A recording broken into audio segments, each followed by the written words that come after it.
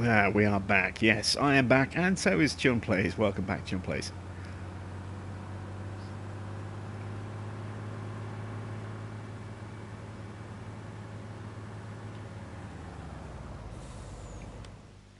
You know, I think I'm going to try a different approach to the logging. Let's. I know that the Komatsu doesn't work. I haven't tried the Scorpion. Let's try leasing the Scorpion just for a second. I'm pretty sure it's not going to work, but we'll try it. Did I just lease 2? I did. Whoops.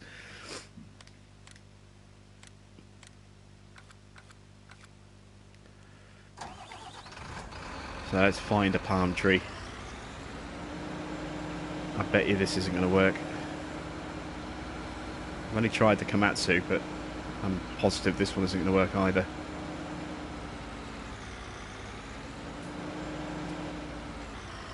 Yep, tree type not supported. And by all accounts, because I never tried it on FS19, but by all accounts it actually did work on Farming Sim 17, so I'm not quite sure why they've changed that, if that's the case. But that won't work, so let's get rid of that. Instead, I'm going to try Telehandler. Do I try the new Manitou, or do I try the Massey? I think I'll try the new Manitou. It's basically the old JCB. So let's lease that. Gonna need a claw for that as well.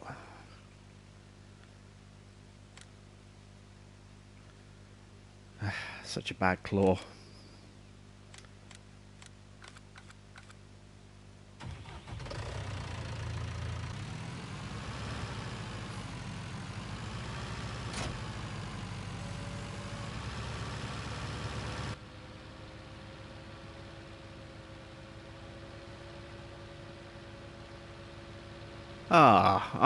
I'm annoyed by that. Look at that. We're still getting plants going through the tractor. I thought that had been dealt with. That's really bad. That's the first time I've seen that.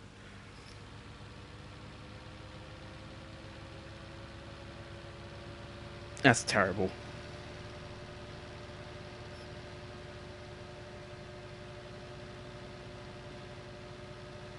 Alright, let's make our way over. I've never noticed it before because everything I've driven over has been pushed down, but they still apparently do spring through the cab. That's really bad.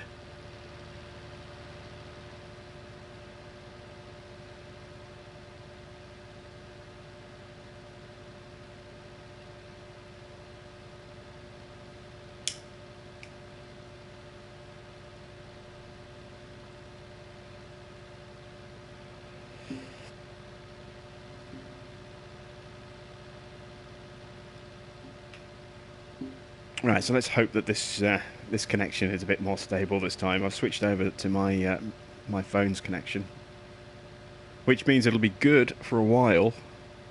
But as it gets closer to midnight, the connection's suddenly probably going to cut out as the phone networks get incredibly busy with everyone phoning around, going, "Oh, Happy New Year" to everyone.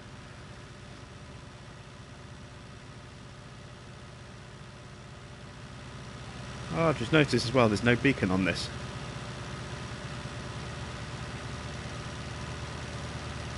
Interesting. Right. We had trees to try and load onto the back of our trailer. I'm hoping this claw's going to work a bit better.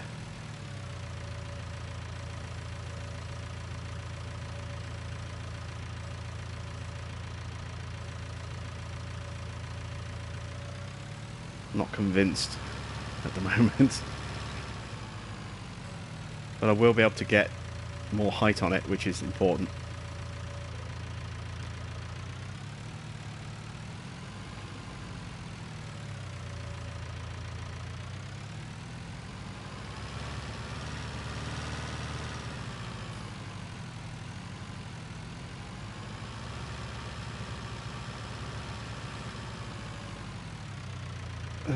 no.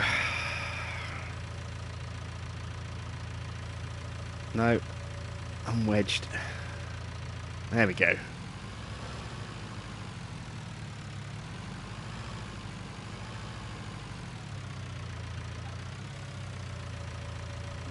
Ah.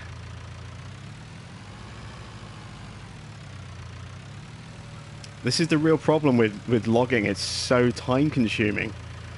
Just trying to get stuff loaded onto a trailer takes forever.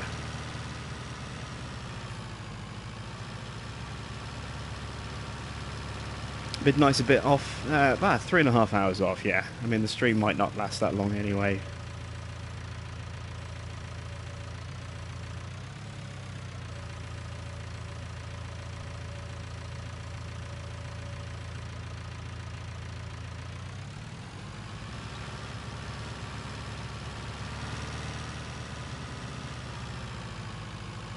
I need more weight on the back.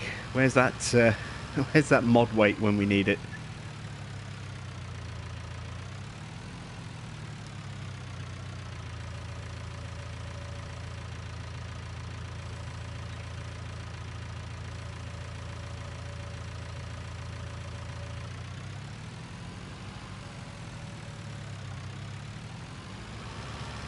See if I can be clever and push it in a bit. Don't know if I'm going to have enough reach on the telehandler itself.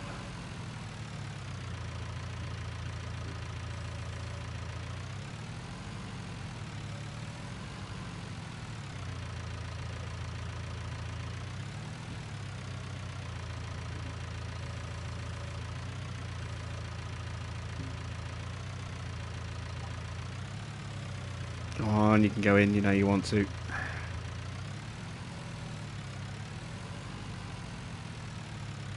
Almost. Go on, you stubborn. It's just so stupid.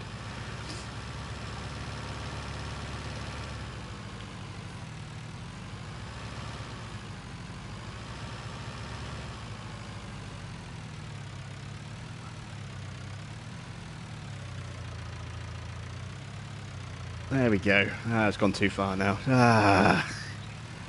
I hate logging. This is why I hate logging. It takes so long to do anything.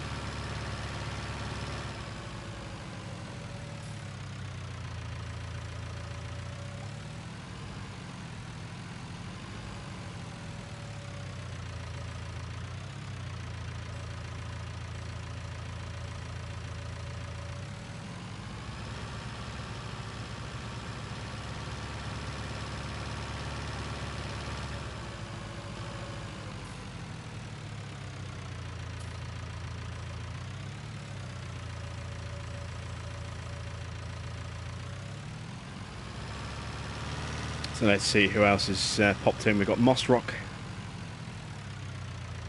has popped in. Anthony's back. Cows is back. Brendan's back. Rasping Rabbit's back. And Nicole is in as the house as well. How is everyone? Apologies for the false start with the stream. It just kept cutting out and being a bit temperamental, so we kind of needed to switch the connection.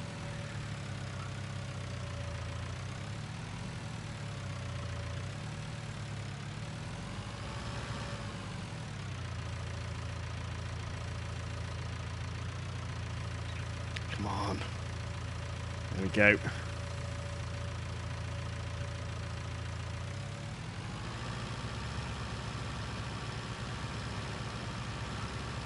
Oh, this one's going to be a pain to load, I can already tell. Yeah, I think I'm just going to start pushing these off to the side, I think, rather than just trying to load them up onto the trailer. I'm just going to move them out of the way. It's going to be a quicker and easier thing to do, I think. We can actually get on to working this plot of land. Let's just dump them here by the sides.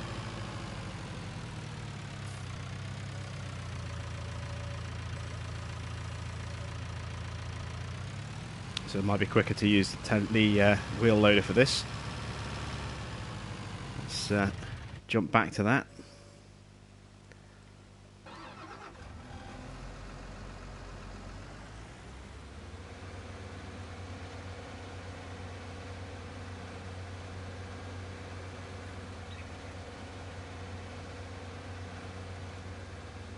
Am I not out partying? No, no. My partying days are behind me now. I'm too old for that now.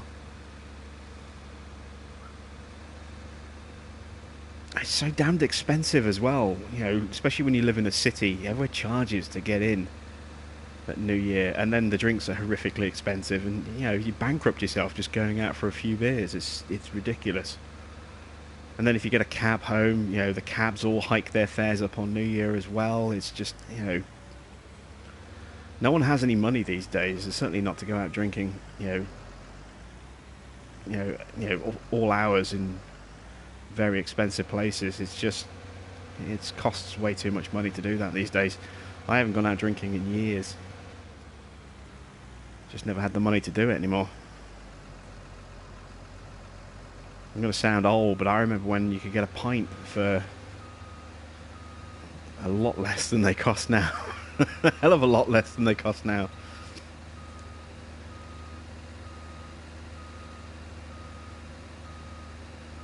How old am I? I just turned 40 a few weeks ago.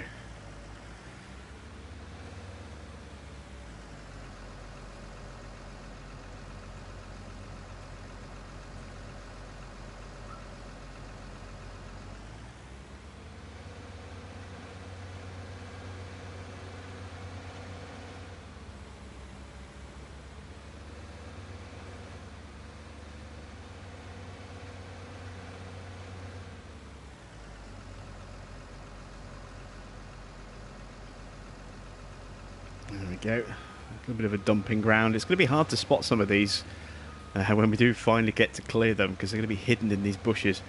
We'll have to do the best we can. Most of the trees are gone now, which is good. So we can grind out the stumps, and then we can get to actually cutting our new field.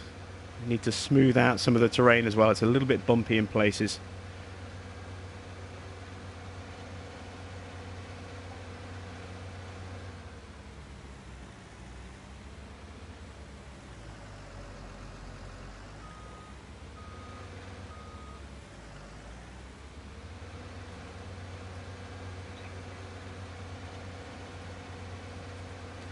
£89p a pint in Wetherspoons in 1998. Yeah, but you were drinking mostly water at Wetherspoons in 1998. Wetherspoons was really cheap and not particularly good. But yeah, you could get pints really cheap.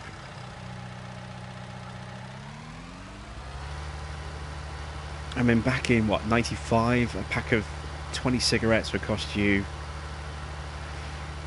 what was it, £2.80, I think it was. Maybe even cheaper than that. Maybe it was £1.80. It's now £10 a pack. Now it's extortion. It's almost entirely tax. The price of tobacco has just skyrocketed over the past 20-25 years. I mean, everything's gone up, but tobacco especially is one of those things that just gets taxed and taxed and taxed to oblivion. Part of the UK government's attempts to get people to stop smoking is to just make it more and more expensive every year, and all it does is it just angers people who want to smoke. It doesn't. People don't go, oh, it's too expensive now, I won't smoke anymore. They stop for health reasons. They don't stop because the price went up. They just annoy people. It's the same with drinking. The price of drinking goes up and up and up. People who want to go out drinking will still go out drinking. They'll just stop spending their money elsewhere to be able to afford to go drinking. Me, I haven't had any desire to go drinking now for a long time. I haven't actually had any alcoholic drink of any kind for about 8 years, I think. 7-8 years, something like that. It's been a long time since I had a drink.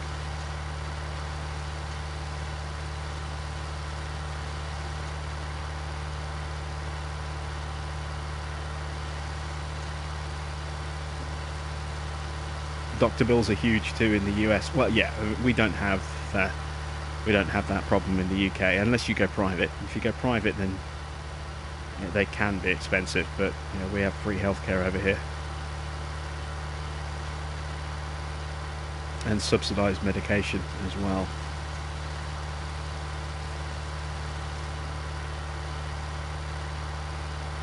Marcel's popped in the chat, and Omar and AK in the hay. How are you guys doing?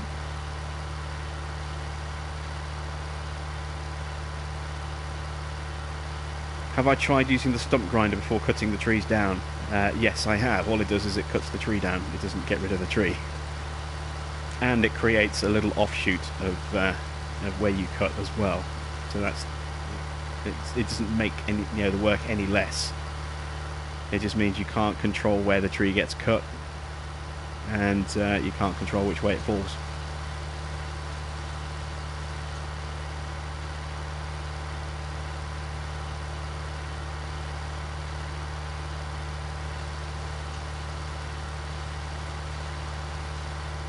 Astrid's in the house. How you doing, Astrid?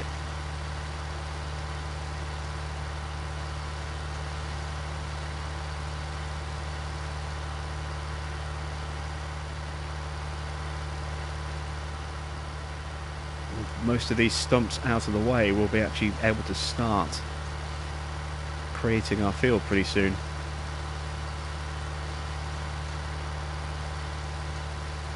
I actually logged in earlier to do some pre-stream logging, and I logged for about an hour and a half, and it took me ages. I didn't really clear down as many trees as I was hoping to, but I got rid of all the fiddly ones, like all the oak trees and the ones which are just a real mess to try and clear away. So we're mainly, not completely, but mainly left with just the palm trees now, which are much easier to deal with. Am I going to plough all this? Yes, I am. I'm going to turn this into one massive big field. But we're going to be smoothing out the terrain a little bit before we do that, because it is a little rough in places, because this was all grassland. Where you can see all this red dirt, this was grass, and I stripped all the grass away with the paint tool. Well, that little tuft just there, you can see, it's just in front of the truck. I just painted over all the grass to kind of plot out the area that I want to work in, and getting rid of the trees bit by bit. And once all the trees are gone, we can then we can plough it and actually turn it into a big workable piece of land.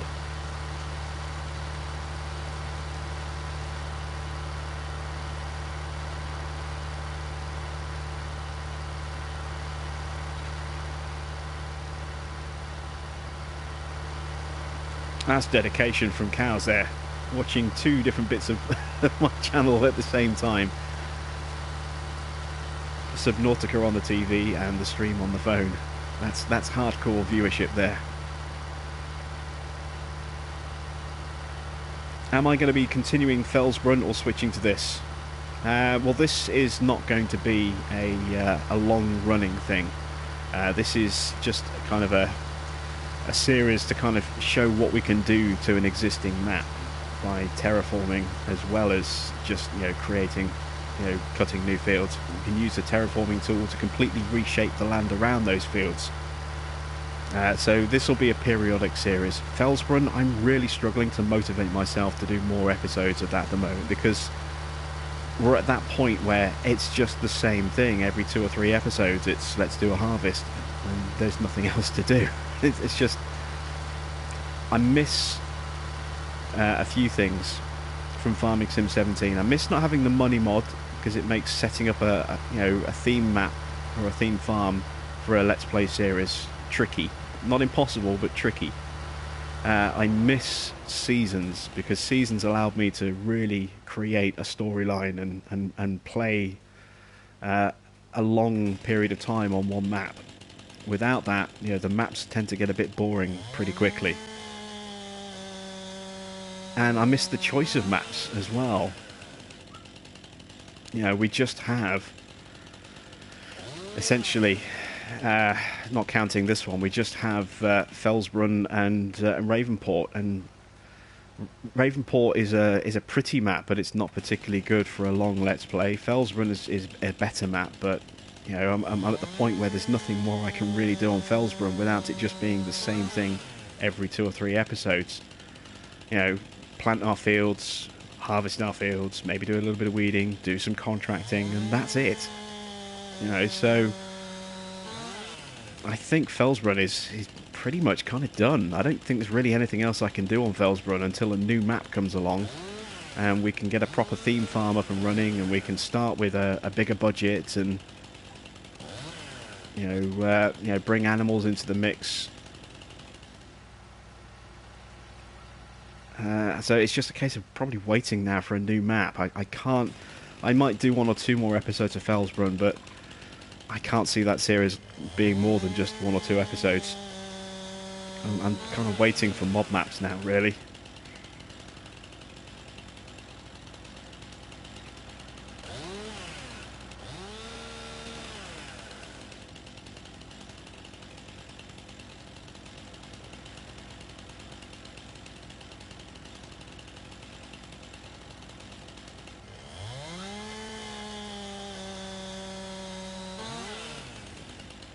Yeah, I know there's the money mod there, cows, or the money trick, cows go moo, but I can't really do that mid-series. And just how do I suddenly explain where, you know, 500,000 came from? It's, you know, you can't do it mid-series.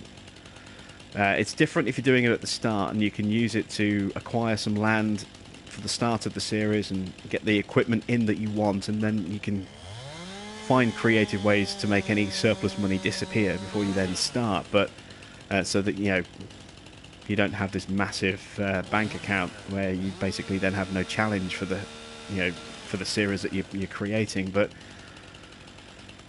if you've got all that stuff, you know, right from the very beginning, you know, it's much easier to tell a story. You can't really do it when you're nearly 30 episodes into a series and then all of a sudden, you know, you've got nowhere to go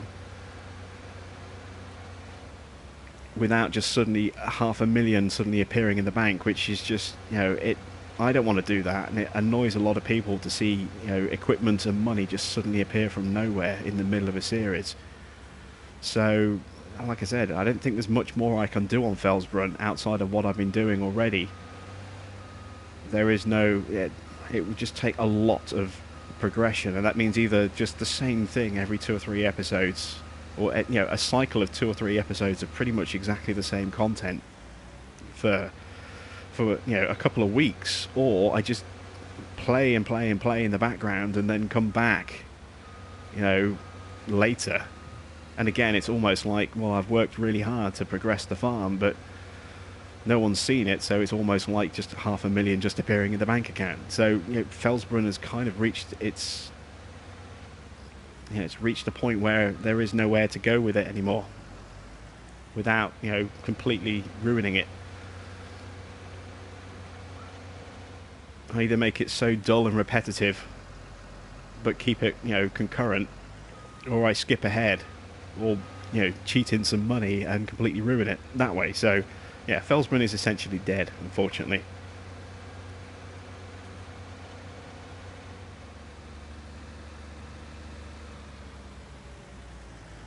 And I'm now trying to decide whether to start a temporary farm somewhere else, or just wait. This is the problem. We see, we still don't know. We still don't have a testing thread for mods yet for FS19, or at least we didn't last time I checked, which was before Christmas. We still don't have a mods in testing thread on the forum yet, so we have no idea outside of you know, a modder posting on their page to say, oh, I've uploaded this to Giants. We still don't know how far along a lot of the contents are. You know, we don't know how far mod maps are from being released. We say we know Marwell's been submitted to Giants,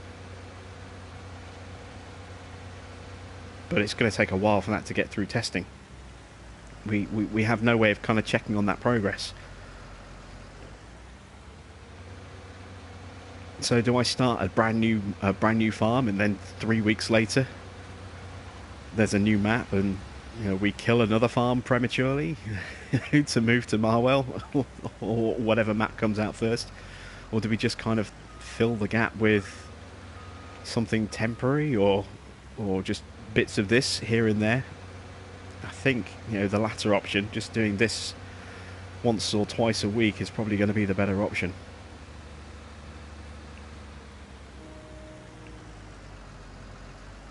how many more trees do I have to cut down? Not too many, just a few along the top, and then a few along here. And then it's some stumps to grind out again.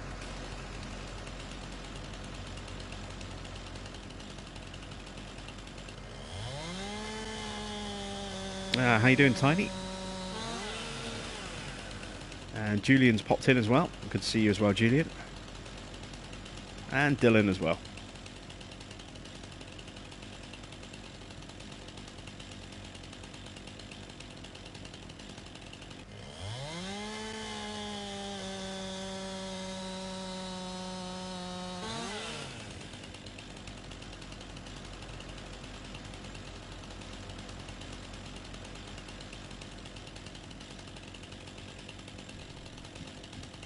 Yeah, I don't know what it is about the Giants maps, but they're fun to play for a little while, but they have no real, as a general rule, they don't tend to have a lot of long-term playability in them, or at least the more recent ones anyway. Westbridge had a lot of playability in it for Farming Sim 15.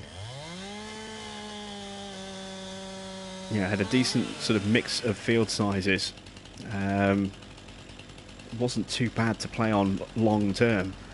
Goldcrest, I never really enjoyed Goldcrest. I just found it, yeah, really. And I'd already played Sosnovka to death from the Gold expansion on Farming Sim 15, so I never really played much of the Giants base game stuff. You know, on Farming Sim 17. You know, I played a little bit of Goldcrest until we started getting mob maps out. I didn't really go on Sosnovka because I'd already worn that map out completely on 15. I just kind of flitted around mob maps a little bit until Oldstream came out, and I really enjoyed Oldstream. And I played on that for a while, and then Drumard came out, and then that was my first ever series, was on Drumard Farm. And then from there, the maps just started pouring out quite quickly. You know, something on my shoe started getting a little bit prolific. So we had American Outback, which was great. Houdat Ranch was another great map that I enjoyed playing on. You know, ran on both of those two. Mustang Valley, I was doing Big Bud Farm on Mustang Valley, and even though that was a basic map in some ways, because it was just 3 monster fields and then a couple of small fields and some animals at the top, you know, there was a lot to do on that one. You know, I ran that for nearly 50 episodes. I got wedged again. Come on. There we go. But you know, I've just always struggled with long-term play on the Giants base maps. It's like even when this came out for FS19 as the Platinum expansion, I tried to do a sugarcane farm, and the sugarcane was just so tedious that it kind of killed the enthusiasm for the map. Plus, there were just things about the map that I wasn't all that keen on, and now that we have the terraforming tool, those things that I wasn't overly fussed on, we can change for the most part. Not all of it, but we can amend the map, and we can make some of those fields look and feel better without having really horrible blotchy gaps everywhere. You know, we can clean everything up. We can use the paint tool to redefine the roads around the fields and the space around the fields and the fields themselves, and it all looks, you know, a lot better than if we tried to do it without that tool. And we can landscape. So if we want to take a bit of sloped terrain that's got quite a steep bank and make that part of the field, we can do now. We can gradually sort of smooth that terrain out and level it off a little bit, so that it becomes a much more gradual incline rather than a sudden steep upward climb. So the landscaping tool really does give us some interesting possibilities, but it only works well on certain maps. I think well, it's only going to work well on certain maps. I think maps like Ravenport, it's going to be kind of useful, but more for the painting than the landscaping, because that is such a hilly map that it's going to be horrendously expensive to try and make modifications that you might want to make on that map.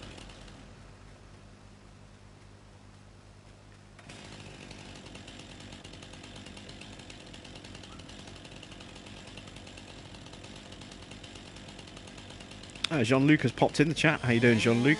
Loved your base on Subnautica that you sent me on Twitter. That was really nice to see that. If anyone else wants to send me screenshots of what bases they've created on Subnautica, please do. You can do that either on my Facebook page, which is facebook.com/JimBobPlaysGames, all one word, or you can do that on Twitter at JBPG_JimBob. I'd love to see what you guys have created.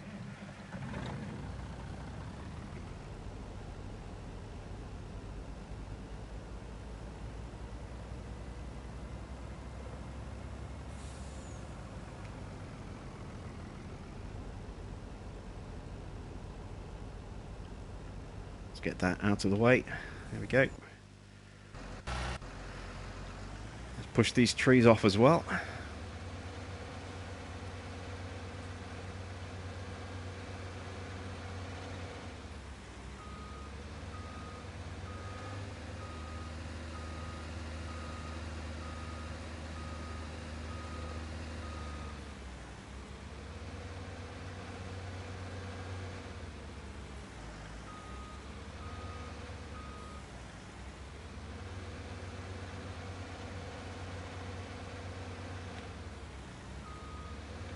Oh, they get stuck in the tree. I got stuck in the tree. There we go. And I got stuck on the... The life of a lumberjack is never done. There we go. I think that's it. I think that's all the trees cleared out of the way. Let's grind out those stumps. And we can start ploughing.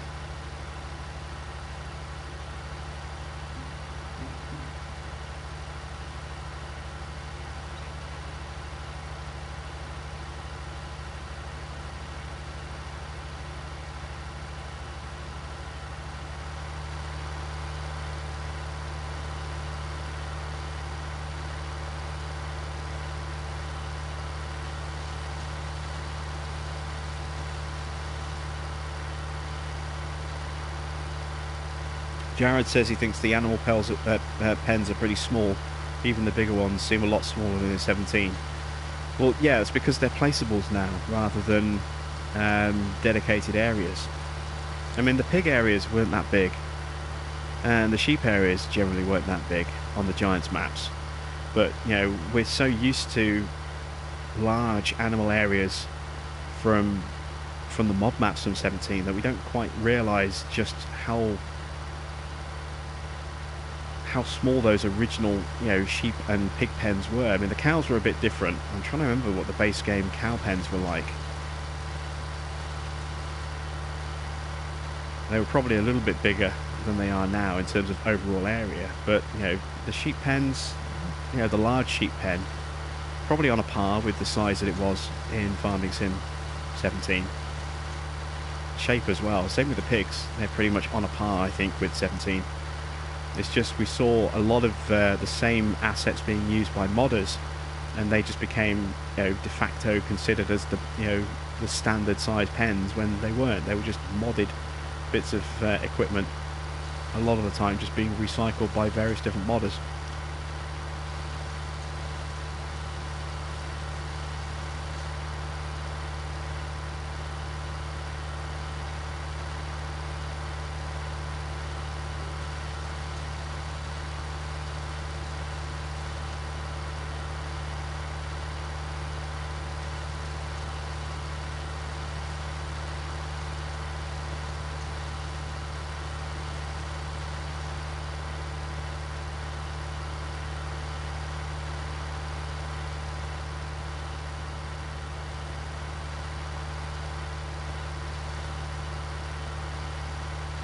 Mossrock says 100 chickens is nothing in the real world. Most farms have thousands of them. Well, you can in this if you want to. I mean, the small pen holds 100, the large pen holds, was it 400? There's nothing to stop you from just going with loads and loads of chicken pens and just making a chicken farm. It'd be a pain to kind of move all those boxes of eggs though. There needs to be a better way to be able to transport eggs. Maybe that's something that Giants are working on.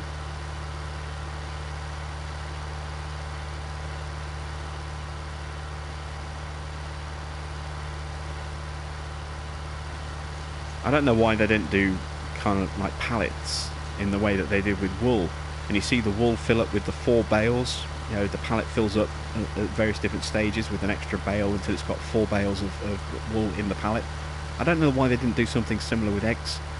Just have a large kind of frame which you can use a forklift on, and then gradually fill up with bits of boxes inside until you've got, you know, a full pallet of multiple boxes. It would have been much easier to, you know, be able to move and transport those and then take them somewhere to sell them than just having small cardboard boxes which you can't pick up without using your hands, and you load into a trailer and then you can't unload the trailer over a sell point.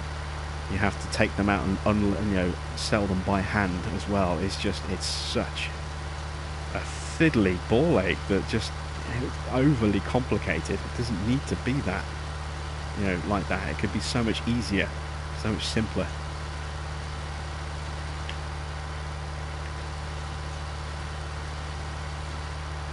Oh, and the whole transporting chickens thing, is ridiculous as well. There is no way to transport the chickens, so you have to pay delivery charge to get the chickens on the farm, and then when you want to sell the chickens, you have to pay a delivery charge to have them taken away. So a chicken that costs you 50 sells for 25 and then charges you 15 for the sale, which means you get 10. It's stupid, absolutely stupid. It's like Giants said, well, we're listening to people. We want to... There's a bit of tree stuck in here somewhere, I think.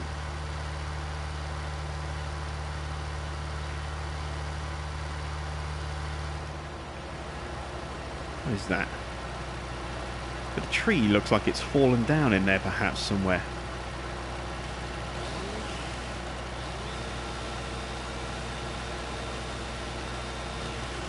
Like a leftover bit of palm tree, perhaps.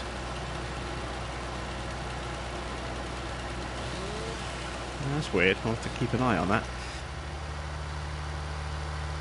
Yeah, Giants, you know, they said they put chickens back in at the request of players because, you know, people wanted to be able to do stuff with chickens. It's like they kind of didn't really want to do it, but they put it back in because they felt they had to. But they didn't want to make it easy for people. And it's like, we put it back in, but we're not going to give you exactly what you wanted. It almost feels like that. It's like, you know, well, we were forced to put these in, so we're going to make it as awkward as possible so that you don't use them anyway. I'm sure that's not the case, but that's how it feels. Just the way how clunky and how badly, you know, implemented they are.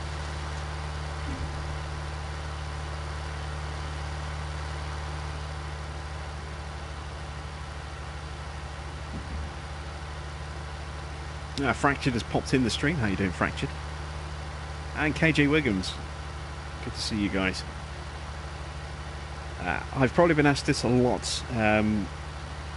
What do I think of the lighting graphics? I like them. They take a little bit of getting used to. I think it's a big improvement, but it does create some interesting moments where you just kind of lose the detail in the shades and the shadows. You know, when the light's at a certain angle, when you get the light behind you, you can really obscure, especially on darker vehicles. It makes it really hard to see sometimes. I think it depends on the environment, depends on the map that you're playing on as well. I mean, it seems to behave a little bit better on this map than it does on, say, Felsbrunn or Ravenport.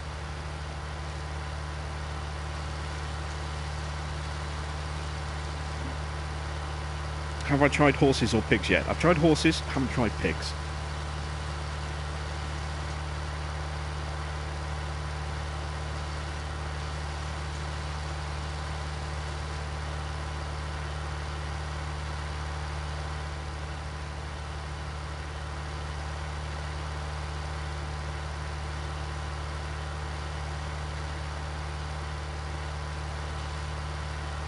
And again, horses, I'm not a massive fan. I mean, I kind of like horses as an every now and again thing, but as a regular thing, I feel horses are the FS19 gimmick in the same way that trains were the 17 gimmick. They implemented trains and they implemented them so badly that nobody used them. Horses are, you know, a nice distraction, but as a full-time addition to a farm, you know, beyond 1 or 2 horses, I don't see it as a viable thing, and certainly not in terms of as a let's play thing. Because if you want to do a horse-owned let's play farm, then pretty much every episode is just going to be riding horses, and that's going to get really boring really quickly. And outside of that, if you just want to have horses on the farm, then, you know, if you have 8 horses, which is I think the number of a small pen, if you fill it with 8 horses, then it's an hour of real time just to ride the horses enough, which you have to do every game day. An hour, you know, where you just can't do any footage. It's just, it's too much. It's way too much. So 1 or 2 horses here and there is a nice distraction, but as a full-time thing, no, I'm not a big fan.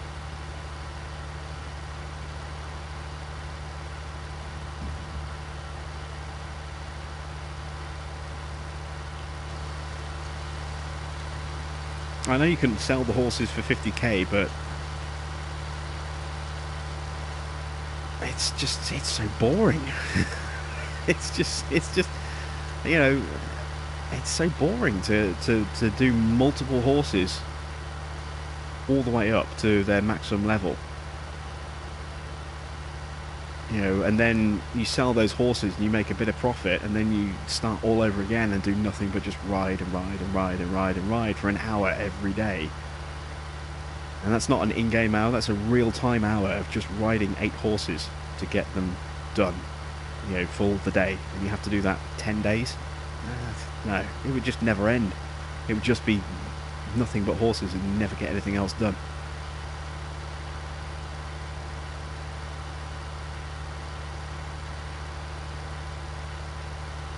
Right, I think we've done all the stumps.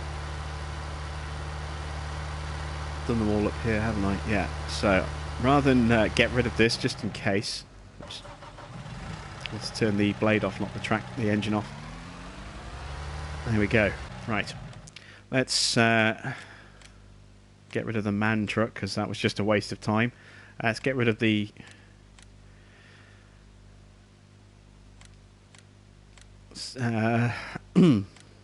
wheel loader, no, telehandler. There we go.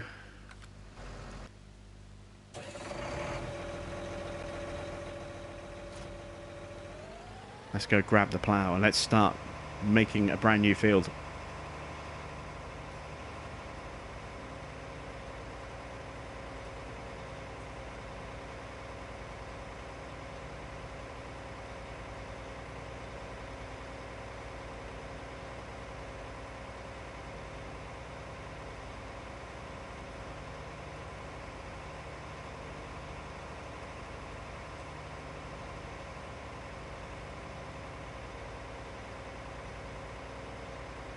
Fracture says I just have 1 horse and use it as an alternate transport option.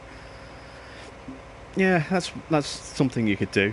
I mean, that's the only reason I would have a horse really on a farm, would just be as a way to just go out riding, you know, periodically, rather than, you know, raising horses to sell them. Like, just have a horse to have on the farm as a way to move around on the map from time to time. What really annoys me as well is that, you know, you can't load them into a trailer unless you're actually at a buy or sell point. So you can only do it at your stable, and you can only do it at your you know, at the animal dealership.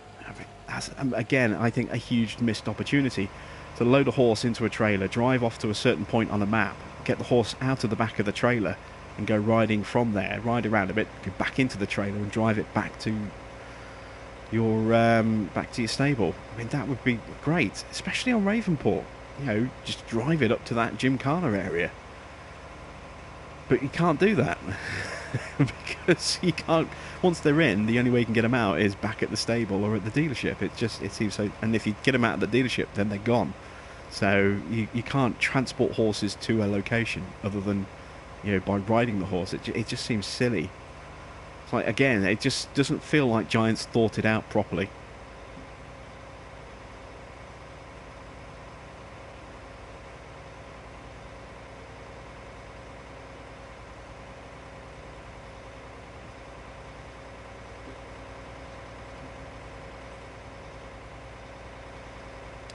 Right, let's start marking out the field. Oh, I think I see a stump. Is that a stump, or is that little bit of leaf that's popping up through the ground? That's that little bit of leaf, look. Wish I knew what was causing that.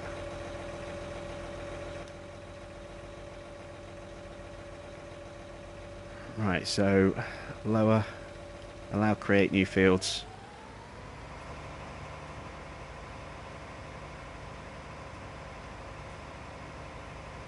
I'm going to need to repair the plough. We're only going at 6 miles an hour. That's a bit slow.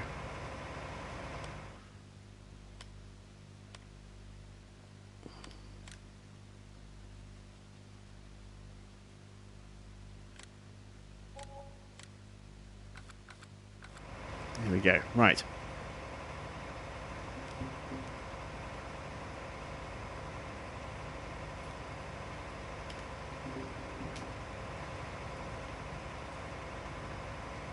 So I want to create a rough edge, which we can then straighten out later and smooth out later. But for now, I just want to create a rough edge around the farm in a reasonably straight line, or around the field. And then we can fill everything else in. I mean, luckily this terrain feels relative. I think I actually smoothed this terrain out in advance, because it's normally, you know, when you have ground like this, it's normally a lot bumpier. But this actually looks pretty good. So I think I must have already smoothed that out.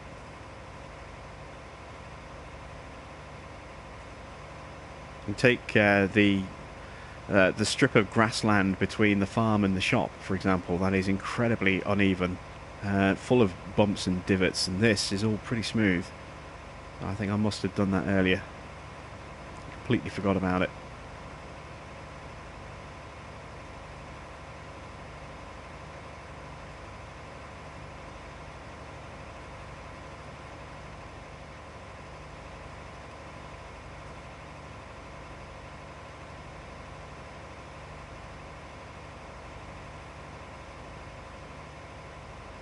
Let's take that to about there. You can see the tractor keeps pulling over towards the right hand side, which is annoying. It makes it really hard to try and keep a straight line going. And that's a characteristic of using ploughs in Farming Sim 19, is that it's almost impossible to stay in a straight line now.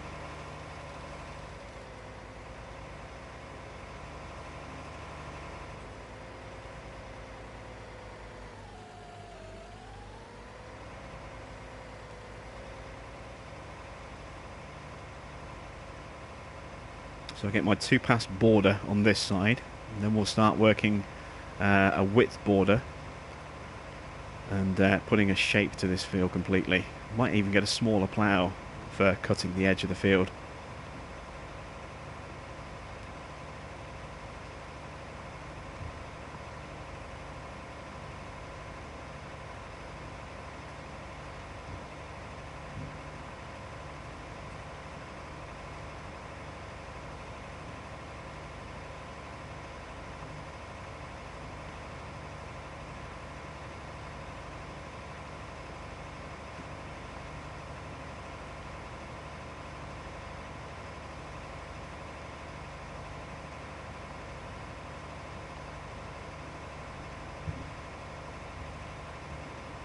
The game really needs more flatbed trailers, says Fractured. Well, we have just had the IT runner pack, so I mean there's the bale trailer on that you could use as a flatbed. And that would actually be really easy to load as well, because you can lower it all the way to the ground and just drive stuff up there nice and quickly and easily.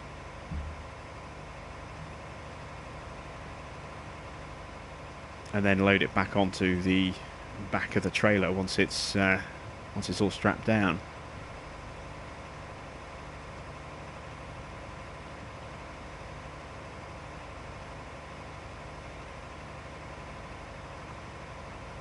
Do I have Construction Simulator 3 news? No, because Construction Simulator 3 isn't even out as a mobile game yet. And until it even gets announced for consoles, I won't be paying any attention to it at all, because I don't play mobile games on my You know, if it comes out as a console port, I'll play it, but I'm not going to play it on my phone. And I'm not going to, you know, try and bodge together, you know, really bad footage of a game being played on a phone on my channel. You know, I play PS4 stuff and PS4 stuff only. So until it gets even announced as a console port, which, if it is going to happen, won't be till after the mobile game has been out for a while, I'm not even going to look for news on that game. All I know is it's been announced as a mobile game. It's going to come out at some point in 2019. That's it. That's the only news I have. That's the only news I'm ever going to give.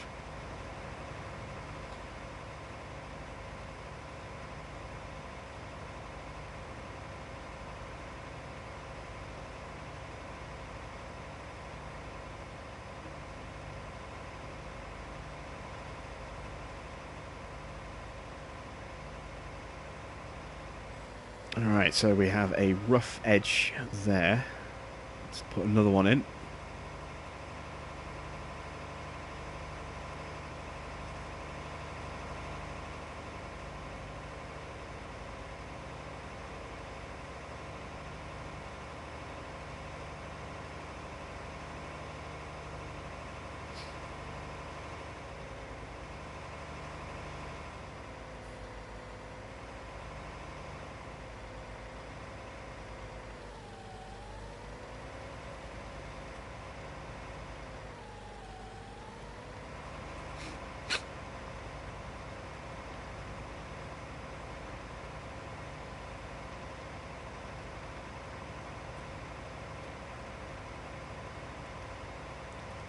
Farmer Palmer says diggers and dozers could have been landscaping vehicles in the 1.2 patch for sculpting and painting. I disagree with that. It's one thing to be able to morph the terrain a little bit in terms of the height of the terrain with the landscaping tool. It's another to have completely deformable terrain. That is something that Giants would like to have, but I mean that in itself is incredibly complicated. It's to put properly deformable terrain in, from scratch. So it's been a question that's asked of Giants on a number of occasions. When are we going to get deformable terrain? And they've always said definitely not 19, maybe 21. It's something they're looking into, but it's going to take a lot of time and work and money for them to get that to work properly the way they want it to work. So just throwing that in as a patch option, not really an option.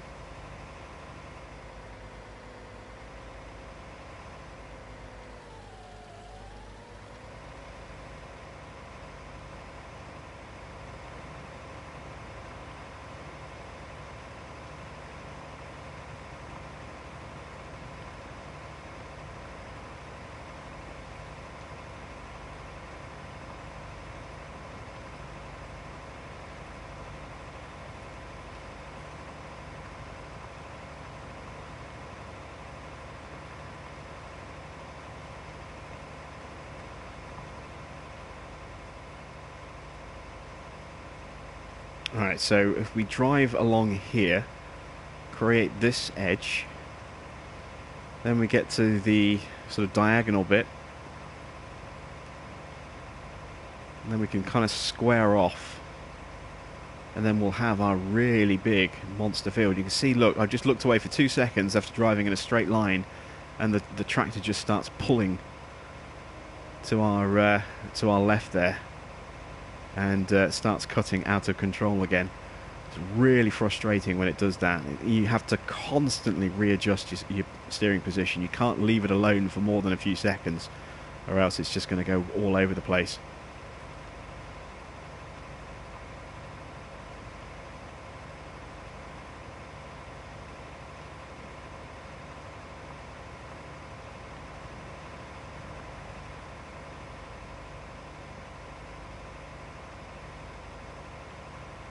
I don't know if it's something that's amplified because of I'm using an articulated tractor, but it's annoying as annoying as hell. It really is.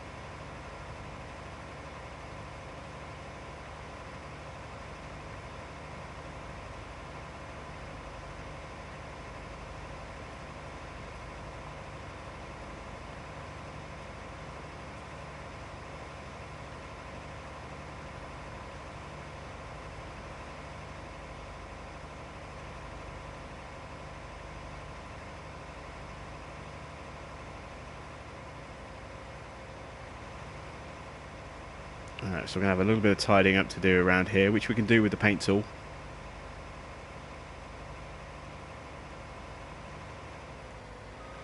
Get to about there.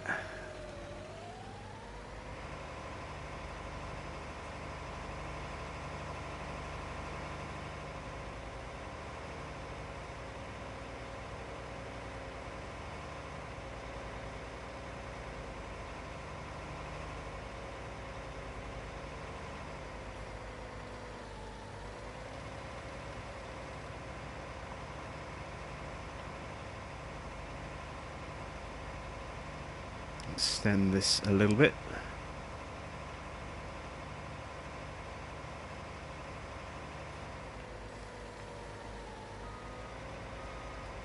And one more time.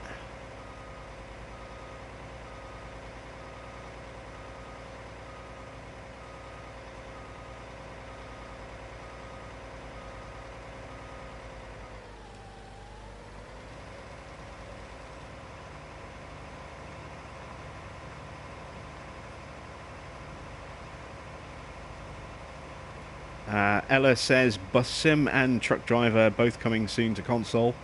Well, hopefully. All I know about Bus Sim is that it's coming out this year. We don't know when yet, and I did actually ask Astragon if they had any kind of window that they were looking to release in when Construction Simulator 2 came out, and they just said next year. That's all they said. They wouldn't even give a quarter. So it could be towards the end of 2019 before that game finally arrives, which would be a shame. I hope it comes out sooner than that. And Truck Driver was already supposed to be out and just got held back. And Sedesco, again, not even hinting at a release date at the moment. They said it was initially going to be out in in Q4 of 2018.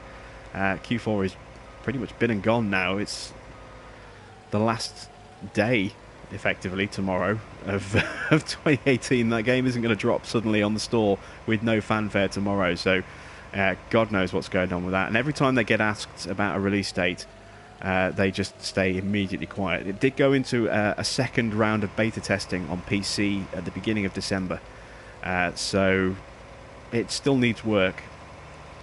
But I mean, as long as it comes in a good condition, I don't mind the wait. If it comes out and it plays like Real Farm did, I will be incredibly annoyed and disappointed. Because Real Farm was awful. I have high hopes for Truck Driver.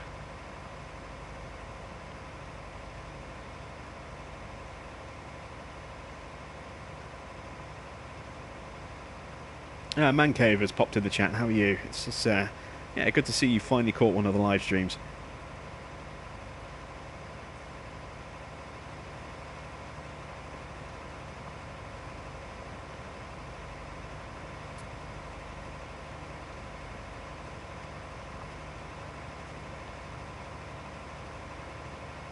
Have I heard about Cattle and Crops? I've paid very little attention to Cattle and Crops because it's a PC title that hasn't even been released on PC.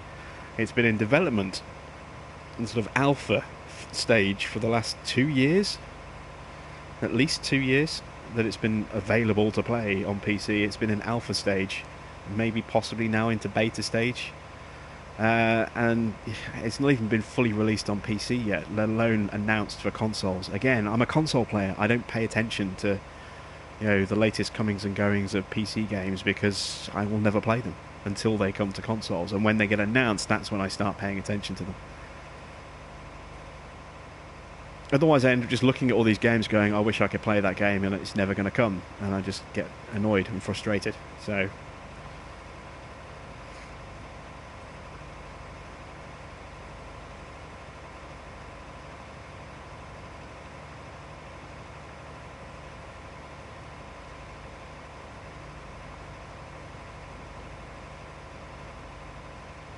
thank you, Peter. That's very nice of you to say.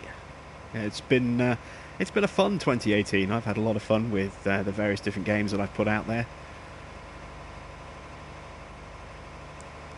What is the favourite thing that you've seen so far in 2018 from me? Which game have you enjoyed the most?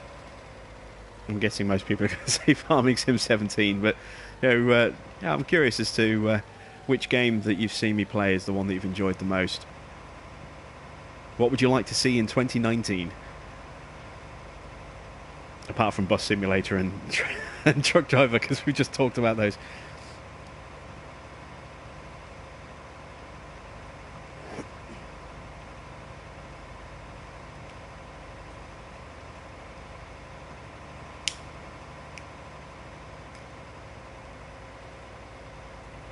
Ooh.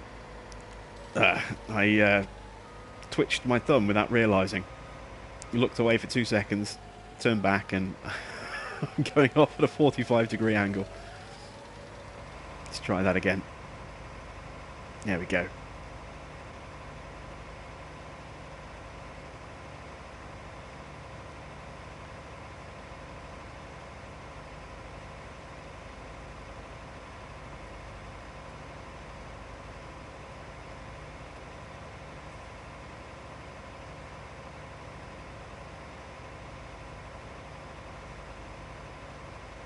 Yeah, FS19 and Mudrunner, both good choices. I enjoyed Mudrunner. Mudrunner was fun. Problem with Mudrunner is it's a little bit short. You know, once you've done the maps once, there isn't... If you do them like I do, and you do them on hardcore every time, then there's a little less of a reason to go back and do them a second time. Unless you want to try it out with different vehicles.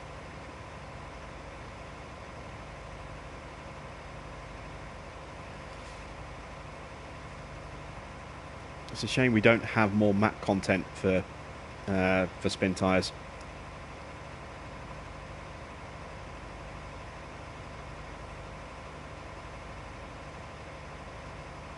I'd love to see an off-road challenge map where you have like an off-road obstacle course. You only get something like a Jeep or the Humvee from the American Wilds expansion, something like that, a small basic vehicle, and you have to complete a trail in a certain amount of time, and you could do time trials, and you could compare your times against other people on the leaderboard, but having to go through a marked course, so you can't just go shortcut over the hills and stuff. You have to go through certain obstacles.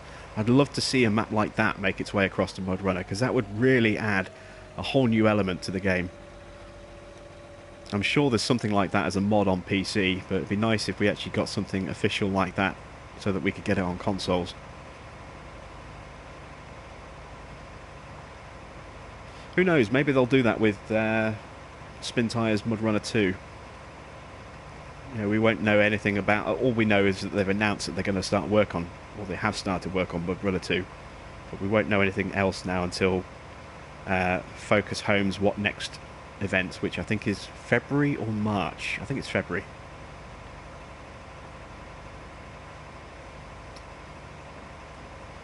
That's the first we'll hear of any real news about Mudrunner 2.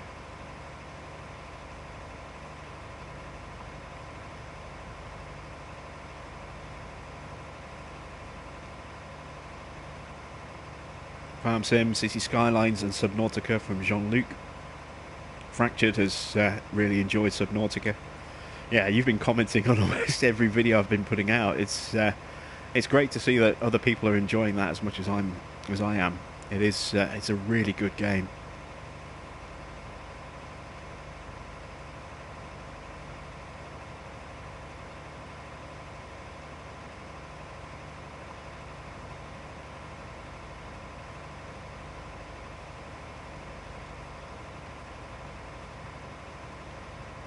Oh, Adam's popped in the chat. How you doing, Adam?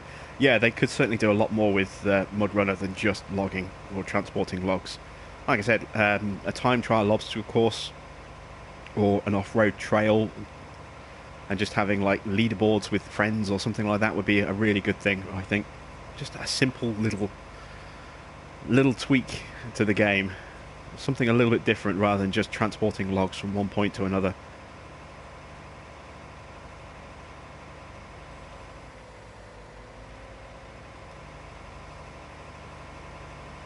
Mancave asks, what game am I looking forward to for 2019? I think probably Truck Driver is the one I'm looking forward to the most, just because I've always wanted to be able to play Euro Truck or American Truck Simulator, but having a console, that's not possible. So I'm really hoping that Truck Driver will live up to the hype and live up to the promise and be a worthwhile sort of console alternative to Euro Truck Simulator. It's shaping up to be a pretty decent game, and I've heard quite positive feedback from the people who've been sort of posting footage about it from beta tests. But again, that's on PC, and it may not translate as well on console. But assuming that game comes out and it plays well and has full wheel support, you know, something I can use my G29 on with my gear stick, then yeah, I can't wait for that. Just to be able to sit and just drive the trucks, that's going to be a lot of fun, I think. I can see myself losing hours to that game, you know, at a time, just sitting there in my seat with my wheel.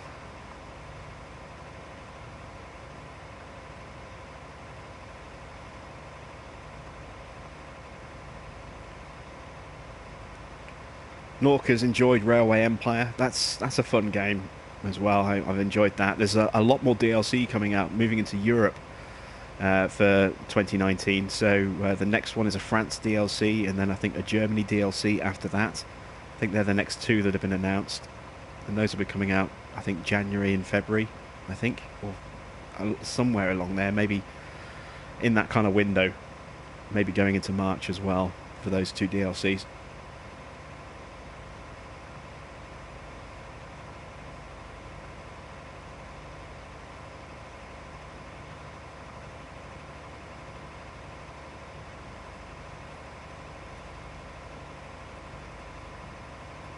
Did I like Red Dead Redemption 2? I haven't played Red Dead Redemption 2, unfortunately. I have a very limited budget for gaming, and that game is just too expensive at the moment. I just can't afford it. So, you know, when I do buy a game, more often than not, it's bought for the channel rather than for me. You know, it's very rare now I buy a game for me because I don't have a budget to just buy game after game after game. So I treated myself for my birthday earlier in December by getting Detroit Being Human on sale, and I picked up something else as well. I'm trying to remember what that was now. So I picked up two budget. Oh, it's F1 2018. So I picked up F1 2018 and Detroit Being Human, both on sale as a birthday treat for myself at the beginning of the month. And then for Christmas, I treated myself to, again, on sale, a copy of Spider-Man. And Spider-Man is just brilliant. I've loved playing that game over the last few days. Amazing game. But Red Dead, yeah, I'd love to play it, but I just don't have the money for it. Maybe February it'll come out on sale. It's slightly discounted at the moment, but not enough for me. It's too expensive still.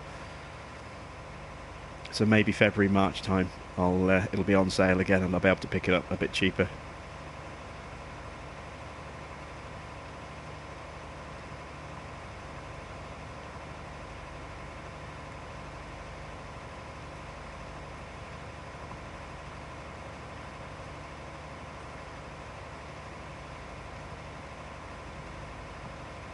Can I do a Subnautica live?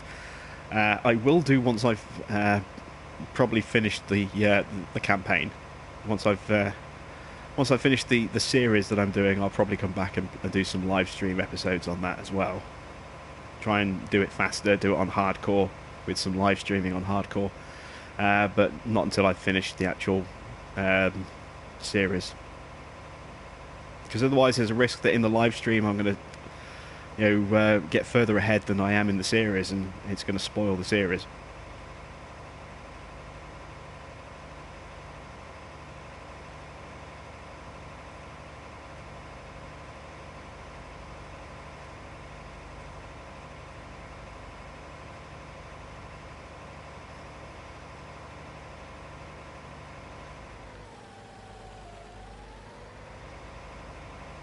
How is Detroit Being Human? I haven't played it yet. That's next on my to play list. You know, I was very busy in the run up to Christmas trying to pre-record some episodes so that I could just take a break over Christmas and just have stuff go live on a schedule. So that's why It's just been Subnautica and Railway Empire, because those episodes, you sit down, you record for just under an hour, and you stop recording, and that's an episode. And then to edit, it's very easy to edit as well, because it's one single clip that needs a little bit of work but not much, and then it's done and it's rendered and it's ready to upload. So those episodes are very quick and easy to record, to edit, and then it's just getting them all lined up and uploaded in the right order and scheduled so they just go live on a certain day at a certain time. So I was very busy in the run up to Christmas, making sure I had enough footage to take a week off without having to worry about recording. And as I say, I've been using that time to play Spider-Man, and then Detroit Being Human is next on the to play list. And I've been toying with the idea of actually streaming that one on the channel. So if that's something you guys are interested in, then let me know.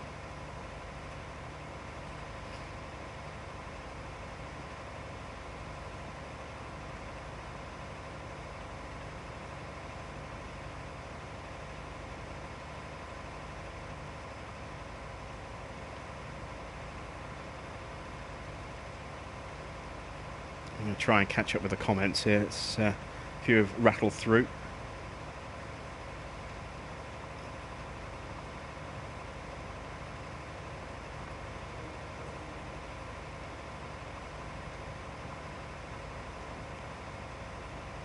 Do I still play Train Sim World? Yes, I do.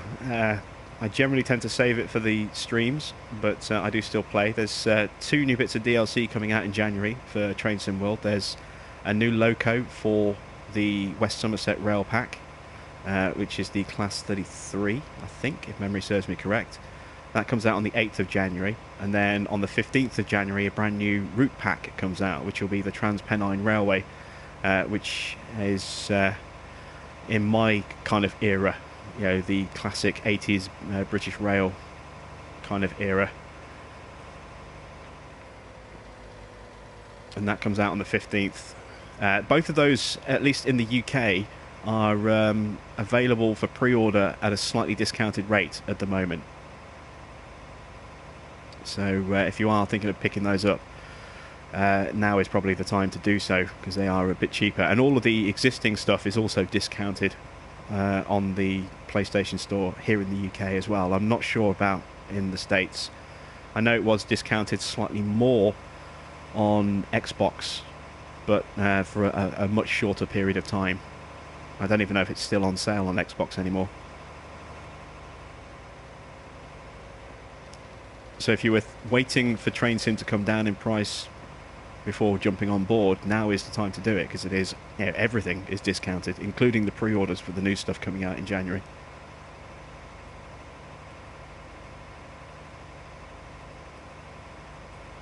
Lewis has popped in the chat. How you doing, Lewis?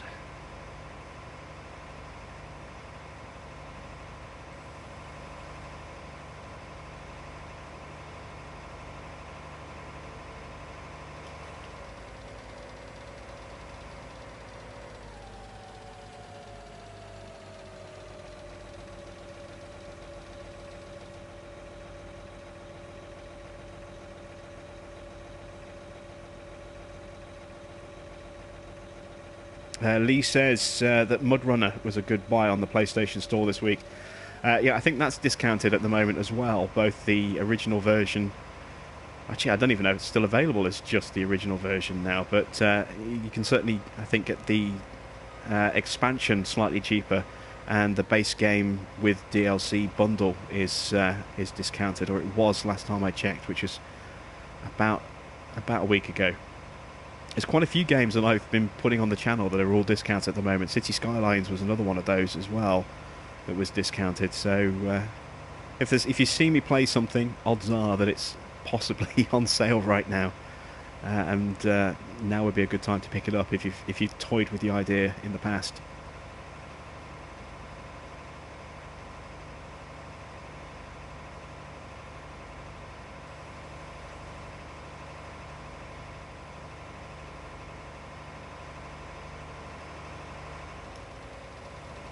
Any Fells Run in the future? Probably not, no. Fells Run has kind of reached a natural conclusion where It's now going to be either incredibly repetitive, or I'm going to have to just break everything to just throw a ton of cash in there to advance things dramatically, which is going to ruin it anyway. So yeah, for all intents and purposes, Felsbrunn is pretty much done now.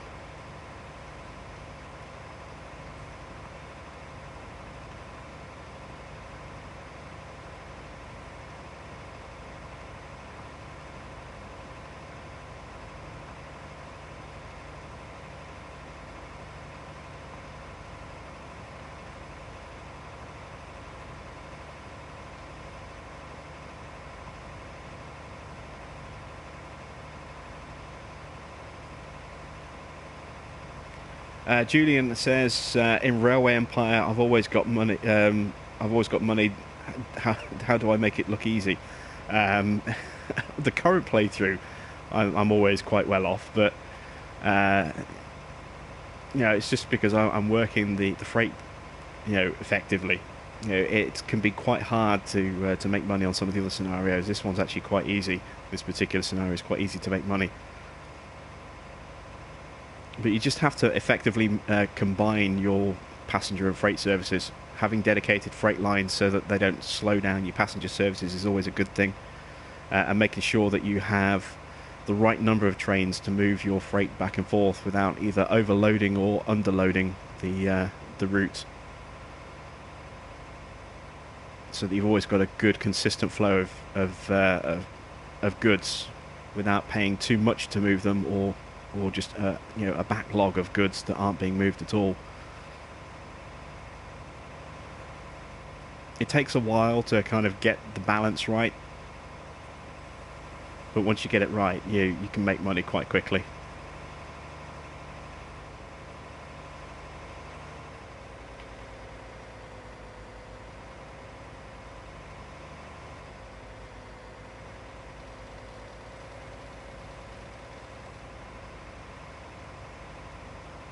Few people say they would watch Spider-Man. Yeah, I do have a New Game Plus mode to run because I've finished the campaign on that already. So I might run New Game Plus on the channel, but I was thinking of putting Detroit on the channel as well. So yeah, what about Detroit? Would you guys be interested in seeing that? Can I play Fortnite? No. No interest in Fortnite at all.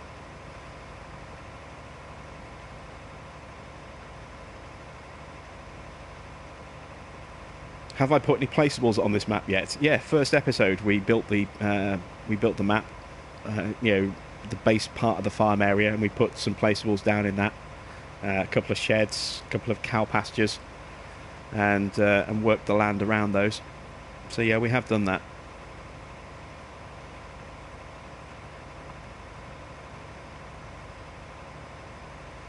Eugene, haven't seen Eugene for ages. How you doing? Good to see you in the chat.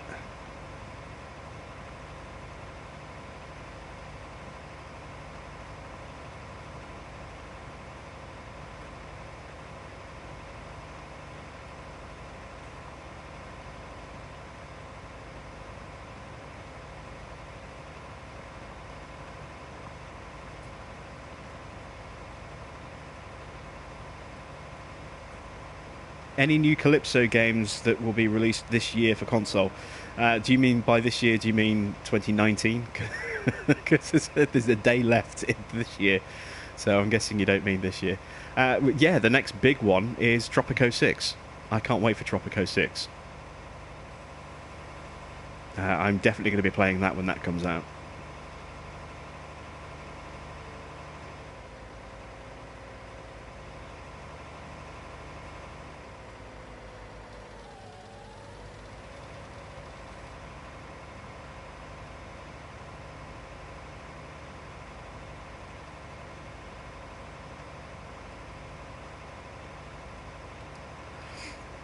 No problem, cows. Did you miss the part 3 in the title then, I'm guessing?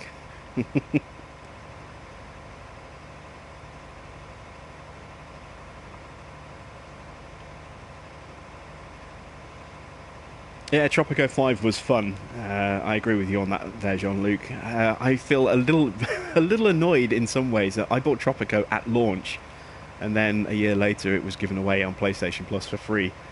which is a little frustrating because it cost me 50 quid. But yeah, yeah, maybe I can actually. I've got a pretty good relationship with Calypso at the moment, so maybe I can get a copy of 6 for free.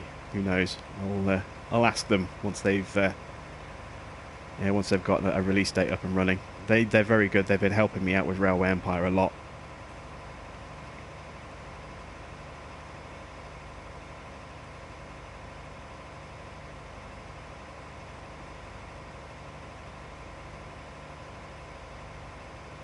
Yeah, nearly 2 hours to go. It's just coming on 5 to 10 here in the UK, so I'll keep going for a while longer. But yeah, it's possible that the stream may just suddenly abruptly cut out if the mobile networks start getting overloaded, because I am using my phone to stream tonight.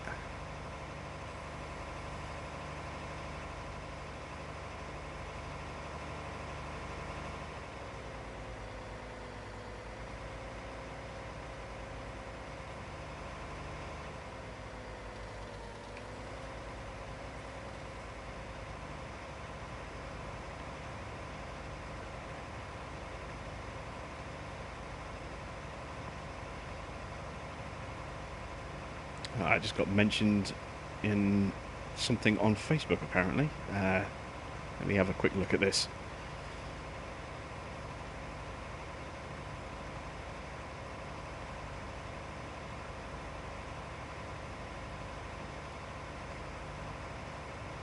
Ah, I see. Okay.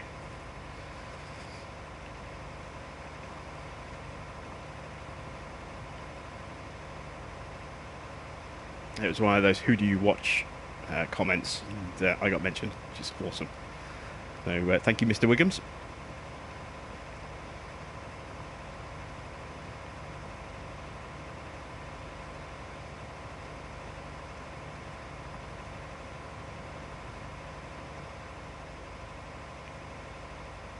Nearly done with the ploughing, and then we can really tidy this area up a bit. We can clean the edges up with the paint tool, improve those borders a little bit,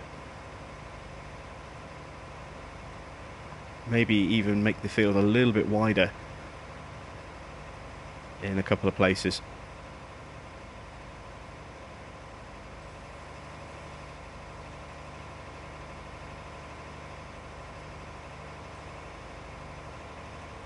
The cotton harvesters are too tall for the machine sheds. Are you talking about the modded machine sheds? Yeah, most things are too tall for those, fortunately.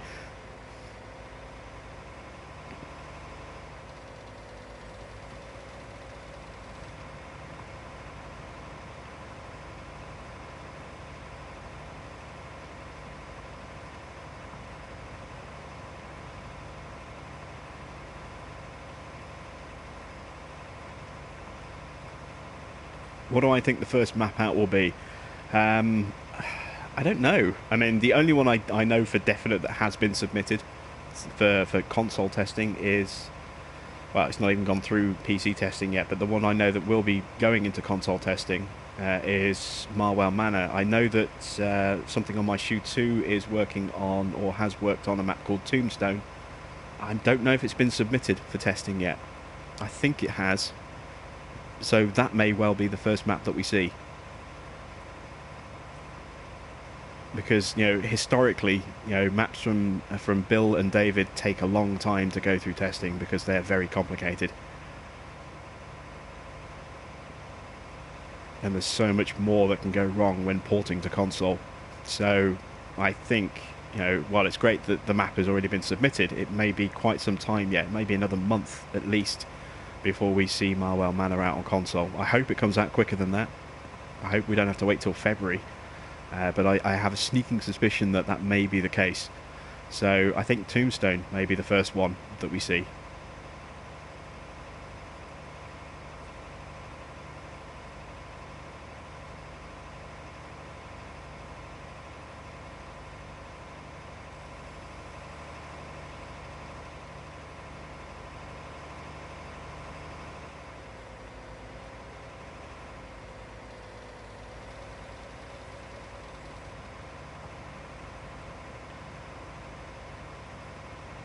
Saint Aggressor is in the chat. How are you doing, Saint Aggressor? And Bar Sheep Farms. And Boomslang. A couple of new guys in the chat.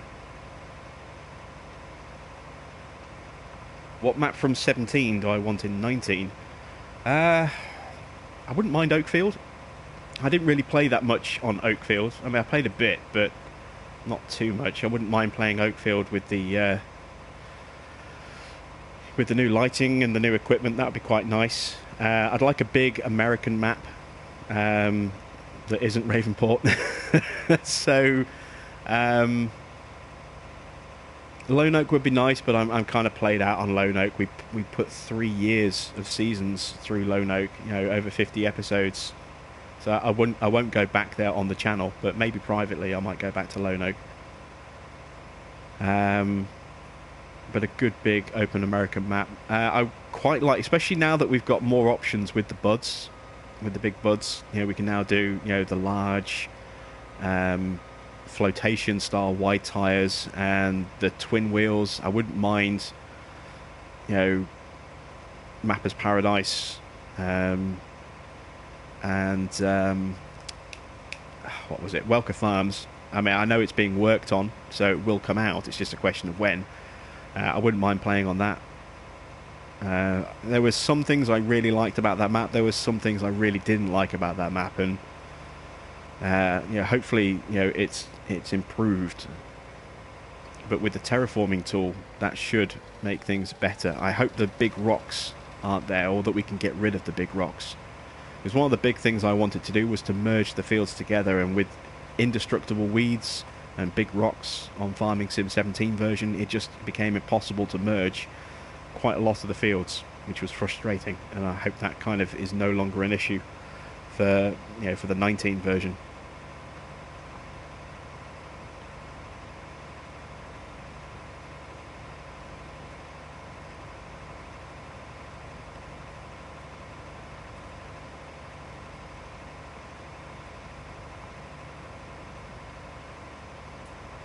But I think possibly the map I'm looking forward to the most, from the ones that I know are coming out, and it's a long way off yet, but the complete rebuild from the ground up of Cobra.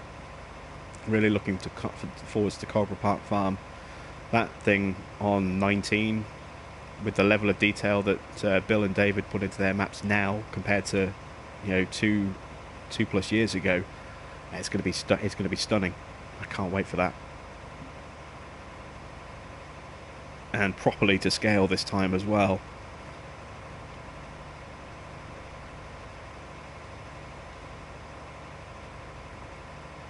Do I find the game a little buggy? In what sense? What in particular are you having problems with? Because yeah, the game has a few little bugs here and there, but I mean, they're not game-breaking bugs, or at least I haven't had game-breaking bugs.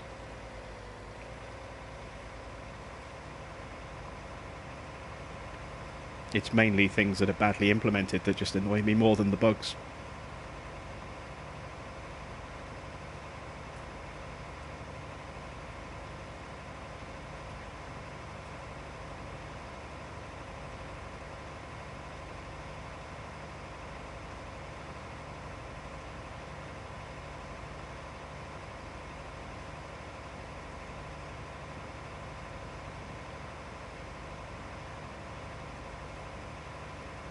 The new old streams will hopefully be good in FS19, says Jean-Luc. Yeah, I hope so too. I had a lot of fun with that map in 17. That was the first map that the first mob map that I really enjoyed. You know, I had you know, a little bit of fun here and there on some of the maps that came out before that, but when that came out, that was the mod map that I played a lot, an awful lot. Really enjoyed that. Wasn't quite so fussed on it once they brought the patch out and extended, you know, or added in those extra massive fields, some of which they just gave you for free. It just, to me, it broke the small farm feel of that map. a little bit.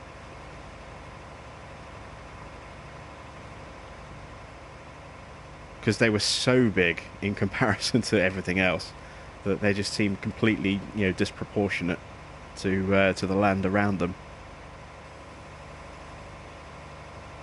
But I had a lot of fun with that map, and I'd like to see that one,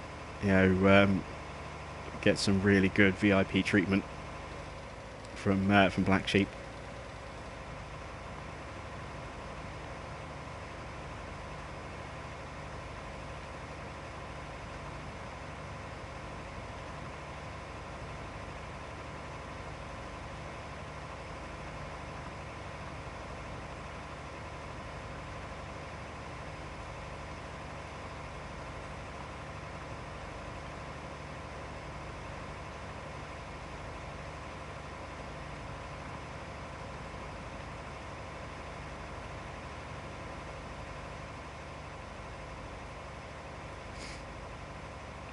The game just looks really laggy on my Xbox One, says Boomslang. Well, I can't really help you with that, because I've never owned and probably never will own an Xbox.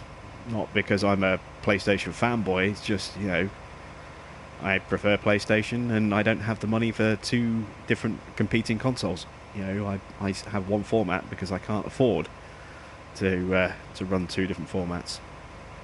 I'm very happy with my PlayStation, so I'll just keep sticking with PlayStation, unless Sony massively screw up the PS5, in which case I might possibly switch to whatever Xbox come out with, but it's unlikely. Never owned an Xbox in the past, ever. Not the original one, not the 360, not the new one. There we go. We have ploughed.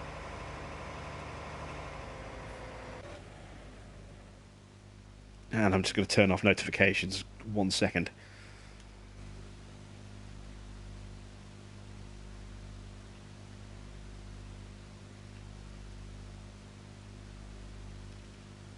There we go. When's the next Felsrun episode? There isn't going to be another Felsrun episode.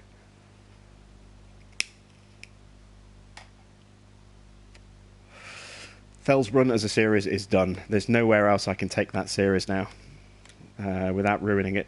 So, yeah, Felsrun is finished. But it doesn't mean Farm 19 coverage is finished. Something else will be made available in its place in some way, shape or form. Either, with a continuation of these videos or a new map or something. But Felsrun itself is finished. Oops, that's the wrong texture. There we go.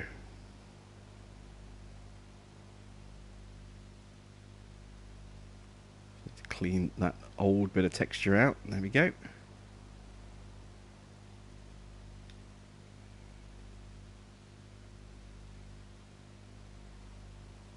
Clean up the edge. I may well extend this slightly. Make it a little bit wider, but for now I just want to clean out the edge, see what we've got left. Kind of like the idea of having a dirt path around the edge of the field as well, so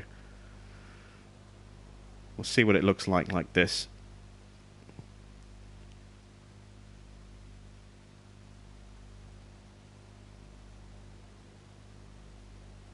Oops, I was worried about that. Let's just straighten this up a bit. Fighting me too much.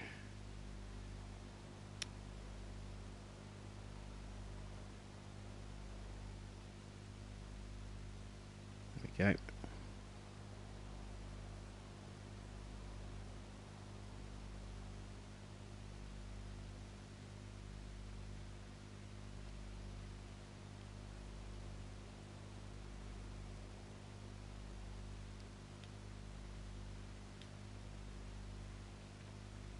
Right, so I need to get back into this.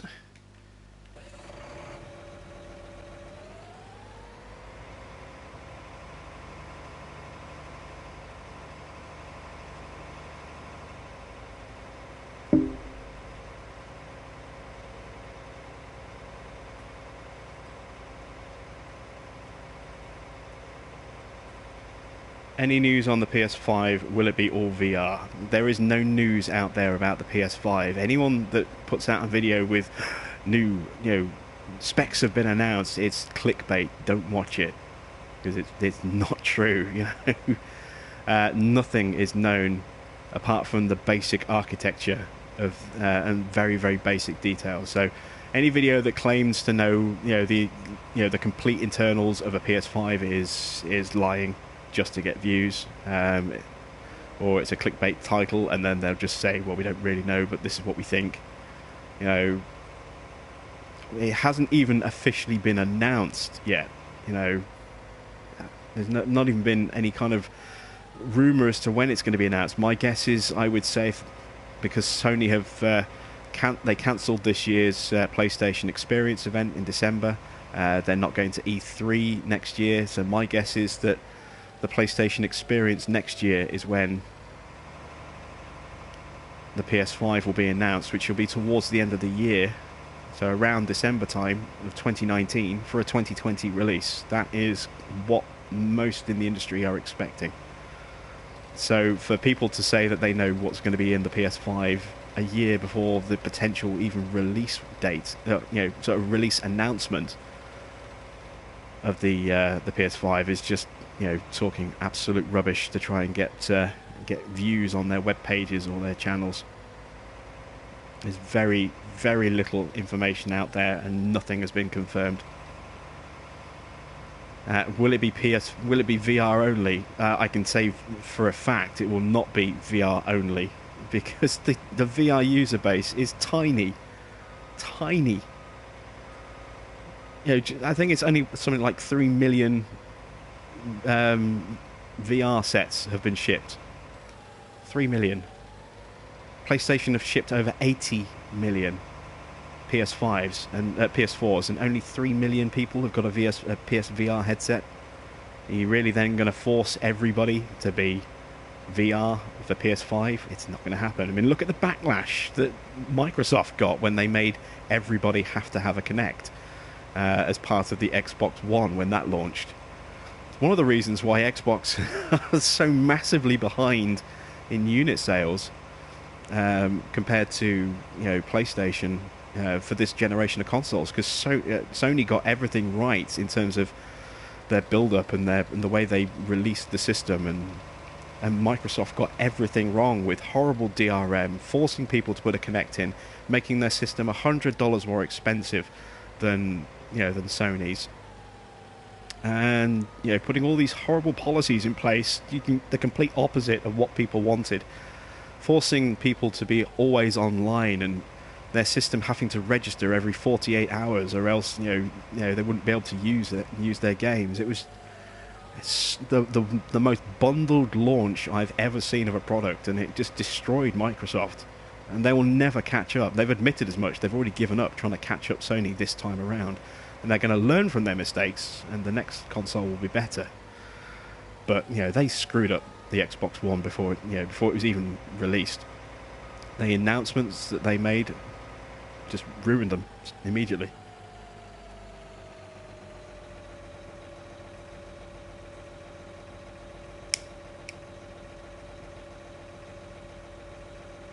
Right, let's try and catch up with some of the comments.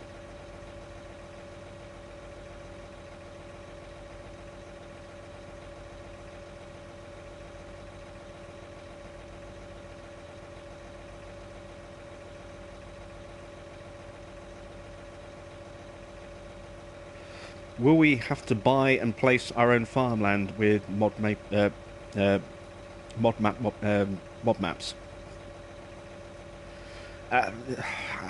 It depends. I think it depends on the modder. One thing I do know is that Oxygen David's Marwell Manor will be a placeable. The main farm itself will be a placeable that you can remove and then build whatever you want on that bit of land instead. To try and keep everybody happy, try to work it so that it's the traditional style of a pre-built farm with everything there, and then the farm itself became one big placeable that you can then just get rid of, and you can put down your own custom farm in that location instead. I'm not sure how that's going to look on a big scale.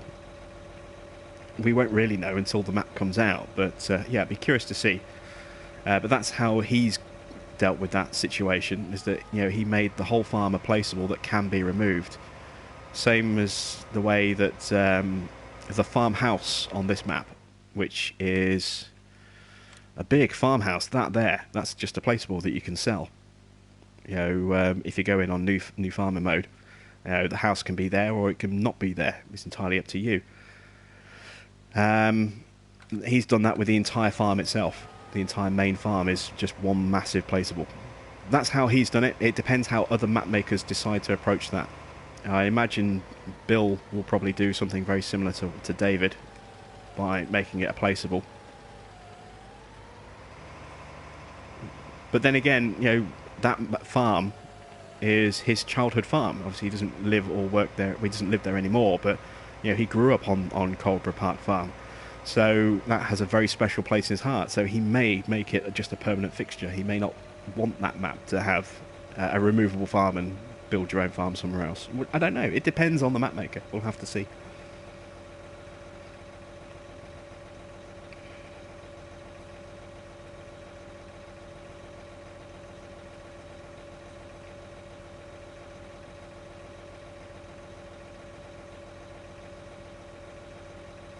A lot of people saying that they are also just single console players.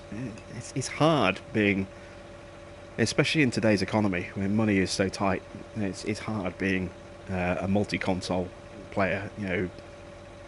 And then it becomes a question of, you know, what system do you buy your game on? You buy half your games on one system and half your games on another system, and then you immediately eliminate half the people that you could potentially play with because they're getting it on their system. If they've only got one, you're getting it on the opposite one to them, and you can't play with them. You know, it just seems silly to me to have two competing consoles and own them both, apart from exclusives.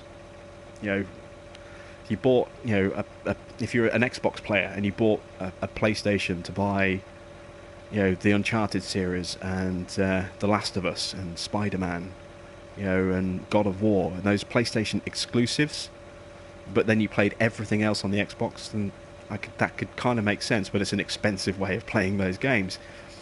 Likewise for PlayStation, if you bought an Xbox for the Xbox exclusives like Forza or Gears of War, you know, that it's an expensive way to just play a couple of games if you're then going to play everything else on the console where your friends are. You know,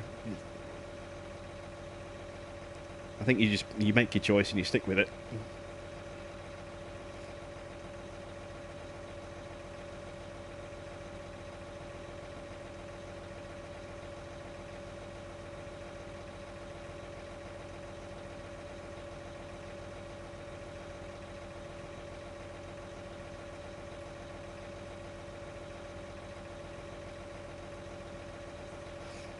Adam says he's calling a PS5 to release with GTA 6. I think we're still about 4 years away from another GTA game.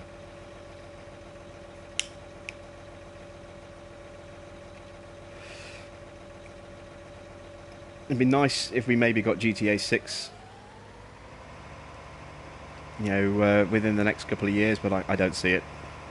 I think Rockstar are going to live off the money they make from Red Dead Online for the next 4 years, the same way they did with GTA 5. That game is 6 years old now. GTA 5, I think. That's insane.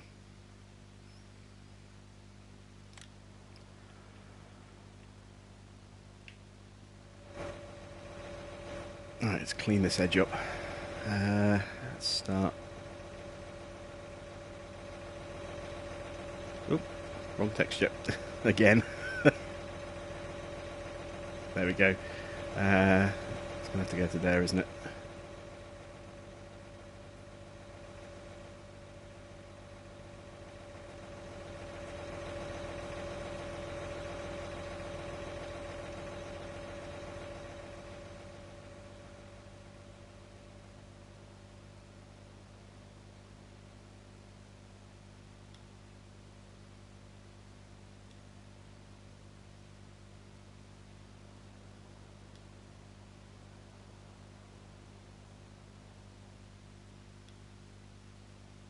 we've got a bit of tidying up to do on this corner as well with the plough by the look of it.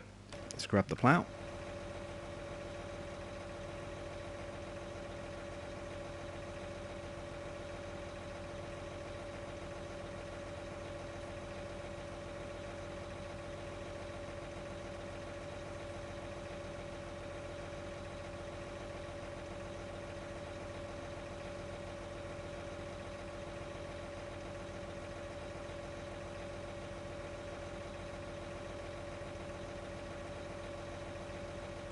Is the PlayStation Network worth joining? I'm on PS4 only.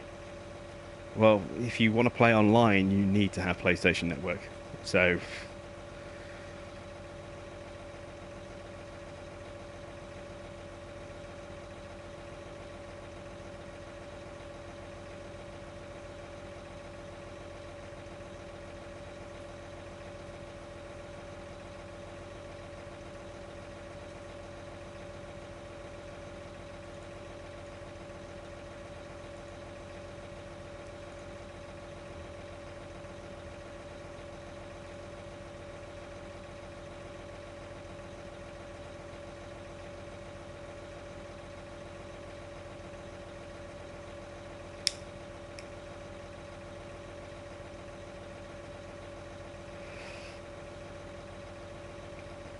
did I ban you, Boomslang? No, I just deleted the message that was automatically held up because there was swearing in it. No swearing in the chat, please.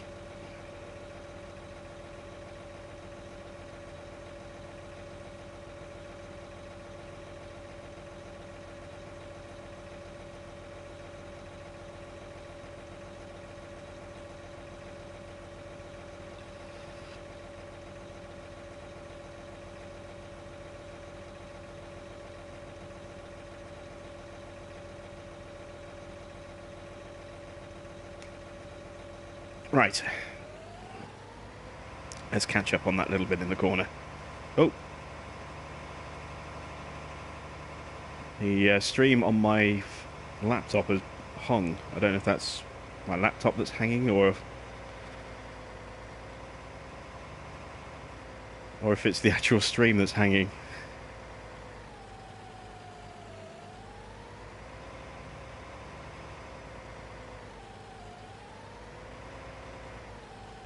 I'm still going. Can you guys still hear me?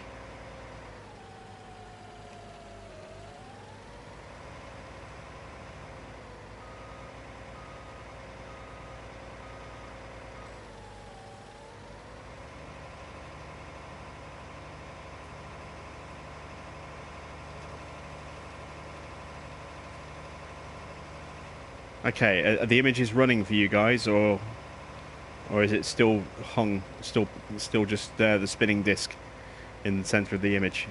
Because mine's frozen on my laptop, and I don't know if it's my laptop, that's frozen, or if it's the actual stream that's frozen. And the viewer count is dropping quite quickly.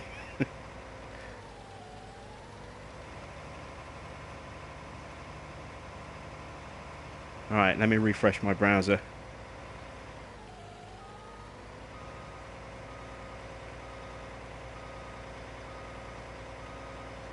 Ah, yeah, there we go.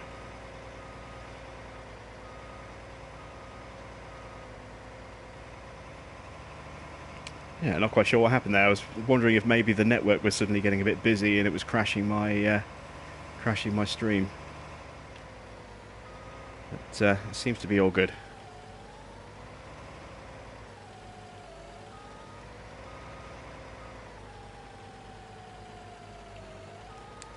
Okay, so let's clean up this edge now. Where are we? We're here. We've done that border. Let's do this one. Let's try and straighten the line up. I've got to be really careful here. I don't want to step in either way. Don't want to step into the field. I don't want to step out of the field either.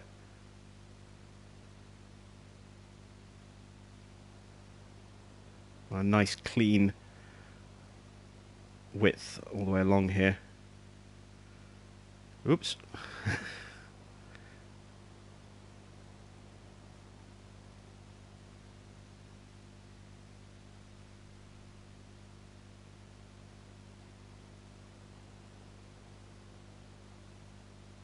nice clean line so far. That's the curse of death.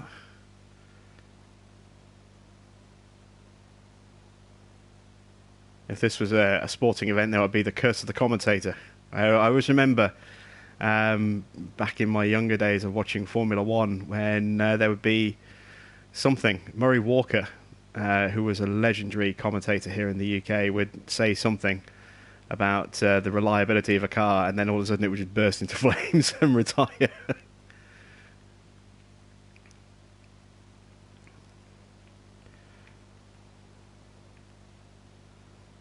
Right, let's try and clean this edge up a bit.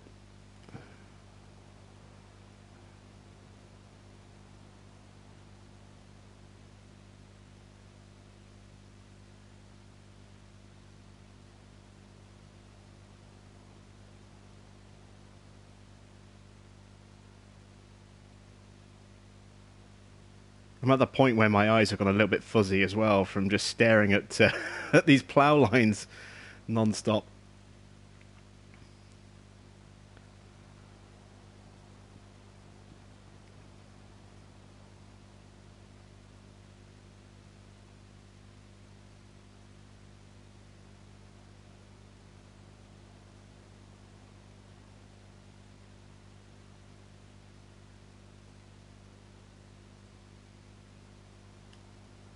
Let's get those little bits that I missed.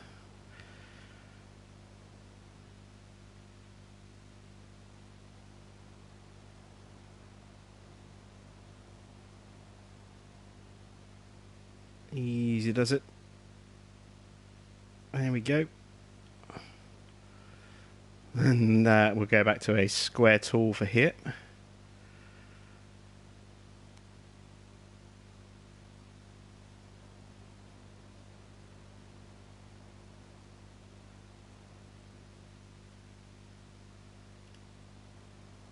Alright, this is going to be tricky. Let's try and get that nice and small.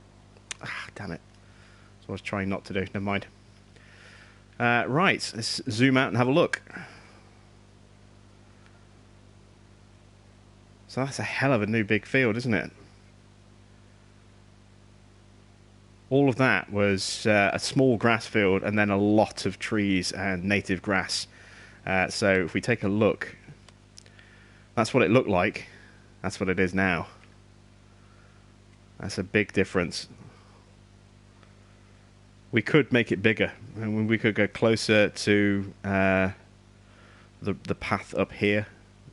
We could bring that round at a smoother angle.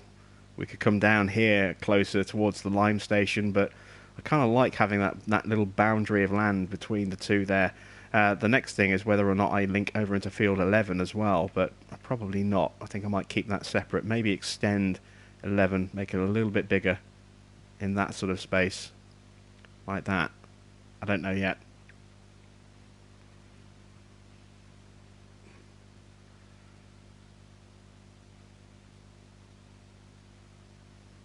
Am I using the compass? What compass? Are you talking about the coordinates? And the tiny, tiny coordinates in the bottom of the map thing? That's pointless. They just show you where you are. They don't keep you in a straight line. You know, the slightest twitch of your stick, and you move. So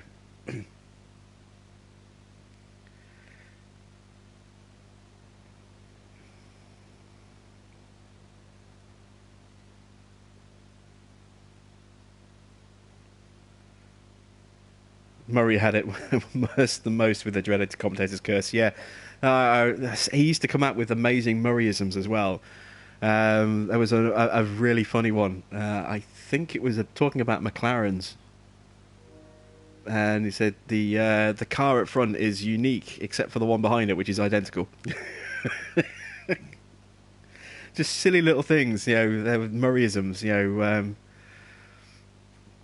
Unless I'm very much mistaken. I am very much mistaken. Just silly little things that he would say without realising it. You know, he'd get things wrong, and but it was just part of the charm of watching Formula One, was listening to Murray commentate. It was hilarious.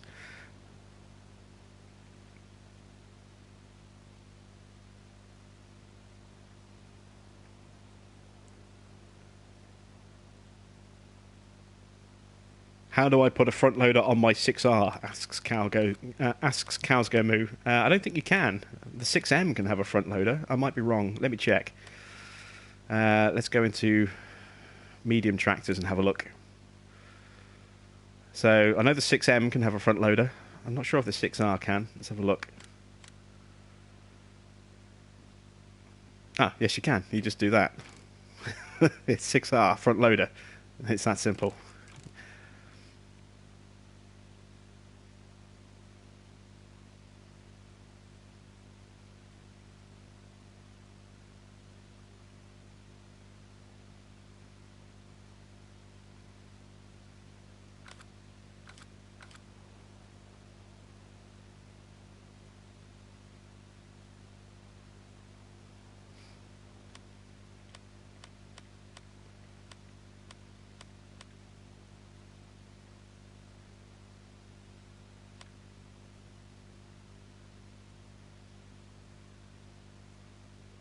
Julian, there is no compass.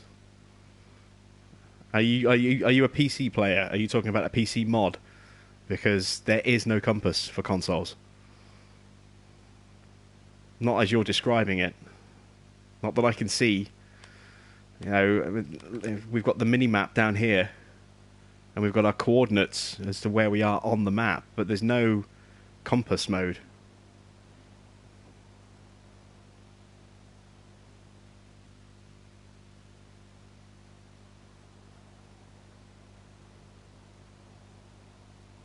Nox says, I bet I even plough fields in my dreams. No, in my nightmares maybe. I've done so much ploughing on this map, it's unreal. But there we go, we've created another custom field. It's got the odd random tree that's going to need to be cleared away and moved out of the way.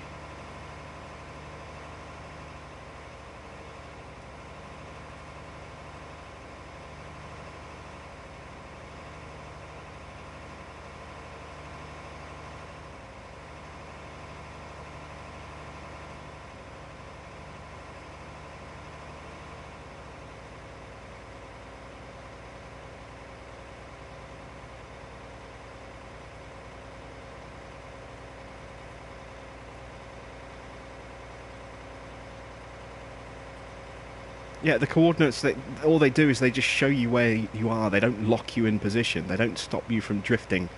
You know, they don't stop your plough from drifting automatically when you're driving in a straight line. It doesn't stop your tractor from leaning to the side like that, or like that. You know, it doesn't keep you in a straight line. You still have to manually make corrections, and I don't need a compass to tell me that I'm not driving in a straight line, because I can physically see that I'm not driving in a straight line.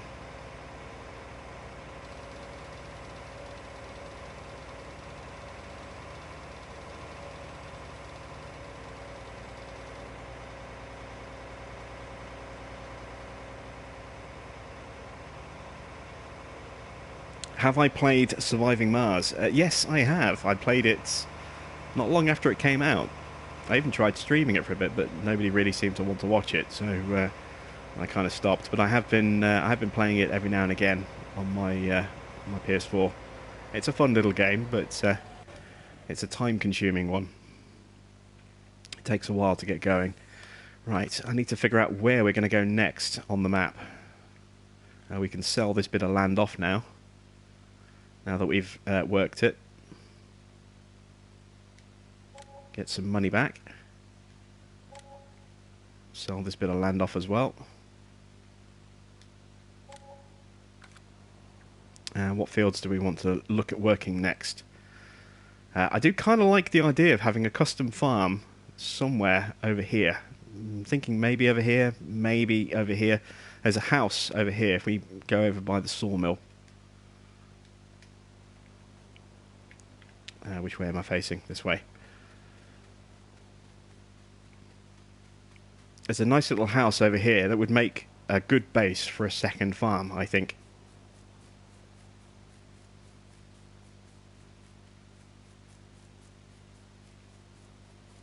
We hop over here. So we can't interact with it in any way. We can't go in. I've tried climbing the tower. We can't. You can't actually get in there. to climb the tower. It just won't let you get in there, unfortunately.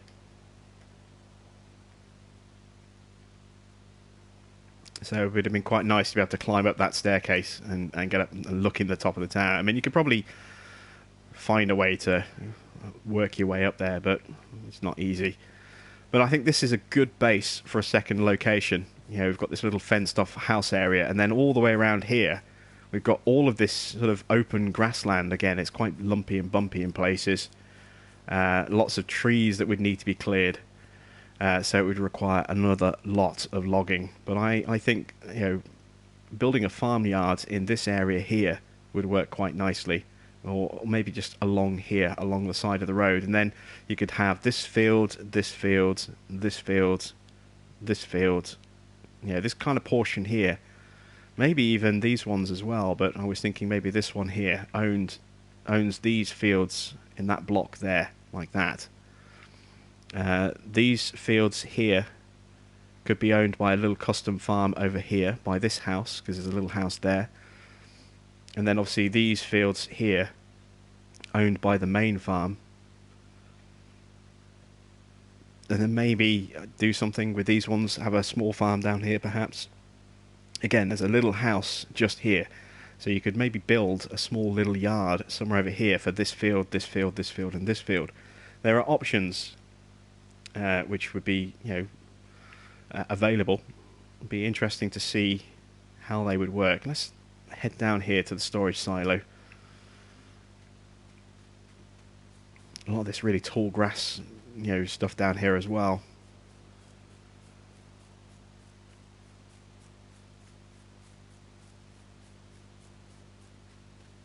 When you sell a custom field, does it revert back? Well, you don't buy a field. You buy the parcel of land. So you can see here, look, you know, we don't own this anymore. But if I head over to the lime station, just to show you, go through the trees. That field is still there. Now, the AI may then decide to only plant on part of it, if the AI decides to plant on it. But it's there. So if the AI... This was originally a grass field, field 10. So I don't think there were ever any missions on this field. But if this was a crop field, then you would probably only get this sort of square bit here that would actually grow anything. And then the rest would just stay like that, but because it's not programmed as a field. But, you know, as long as you stay within the parcel of land's boundary, then there's not an issue. One of the things I was toying with the idea was perhaps just straightening this edge off here, and then taking this field and straightening that edge off alongside it up to about here, and then squaring off along here, and then just reworking this little bit of pathway over to the railway crossing. But the parcel of land only covers this side of the road, and then this side of the road here would be owned by this bit. So again, it would just cause issues with land ownership, which is why I haven't bothered doing that in the end. You know, they are two completely separate parcels. So if you want this to be a block of fields for a farm over here, then you can't include this little bit, you know, because it wouldn't be owned by that player, whoever runs that farm. So, yeah, there are limitations, but as long as you stick within the boundaries. This field here, we did some major customizing work on it, but it's a big plot of land. So the field itself is really big, but you can see it's all contained within that plot. So the plot doesn't go over, you know, this doesn't go into the plot for fields 13 downwards. You know, that's all self-contained within its own plot of land. So yeah, you can make changes and they will stay there. But when you sell the field, you know, again with 9, as 9 was a crop field, it may only be this section of the field that then becomes, you know, something with a crop in it, and then you may just have the plough texture everywhere else around it. It'd be interesting to see how that actually shakes out. Let's speed time up actually and see what happens. Let's slap that on. Is crop growth on? It's on slow. Let's turn that up to fast. Turn plant withering on. And let's see if we get anything popping up for that field. So let's find a vehicle and drive over.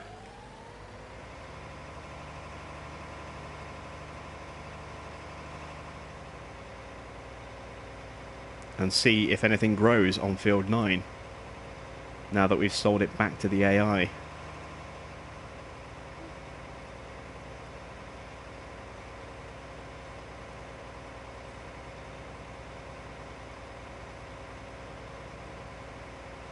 Scott says he hopes the case plough comes out on PS4. Yeah, you mean the eco till from Arm Team? Yes, I'm pretty sure that will. Arm Team did actually put up a competition. Well, not so much a competition, more of a user vote on their webpage a while ago, which I think is closed now. Which 3 mods would be the first ones that people would like to see? They gave a list of all their mods as to what people would like to see as the first one that would come to FS17. Sorry, FS19, and the plough was part of that list. There we go. Yeah, look, see all that extension that we've made. We don't own this field anymore, so it's reverted back to ownership of the AI, and the AI has started planting on it, but only planting on what was originally the original field. So we come down here, all of this down here that's sprayed in lime, this was all grass.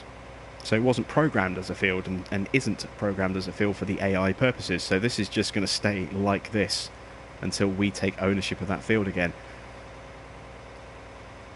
So the AI has planted on what was the original field.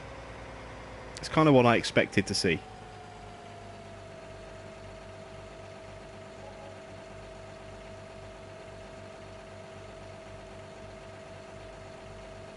Daryl asks, what kind of mods do I have?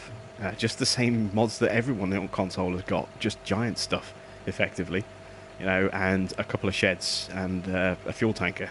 That's pretty much it. That's all that's been released on console so far. Is just the stuff from Giants and a couple of sheds and a fuel tank.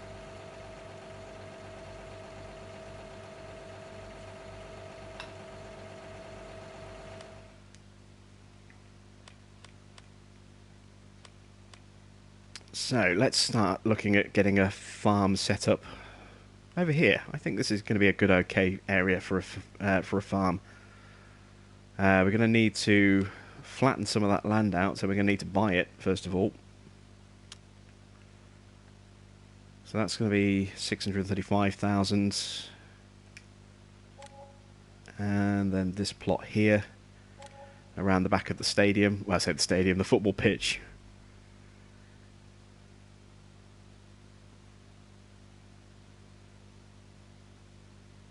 Julian asks, if we buy the land back, do we have to create the field again? We've literally just covered that. That field still exists. It's just the AI will only use the part that's programmed like that. So they'll use the original bit of field 9, not the extended bit. But that extended bit still exists and will do. And if you buy the field again, then you'll have whatever's the state, the inside bit is in, plus the rest of it. You're not buying the field, you're buying the land. And the land, it stays in the condition that you left it. Only the field changes.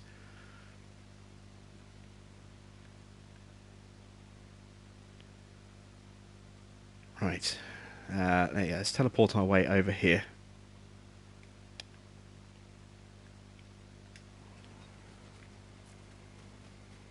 Just going to wait for time to speed up a bit.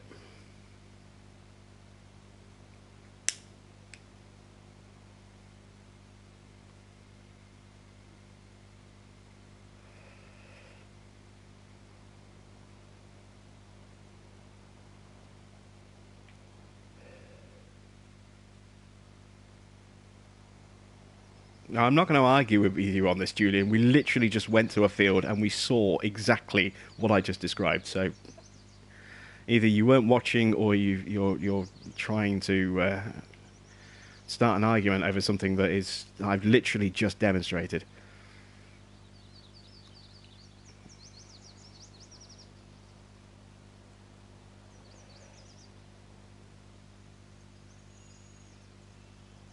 Does the price of land change when you modify fields? No, because it's the land.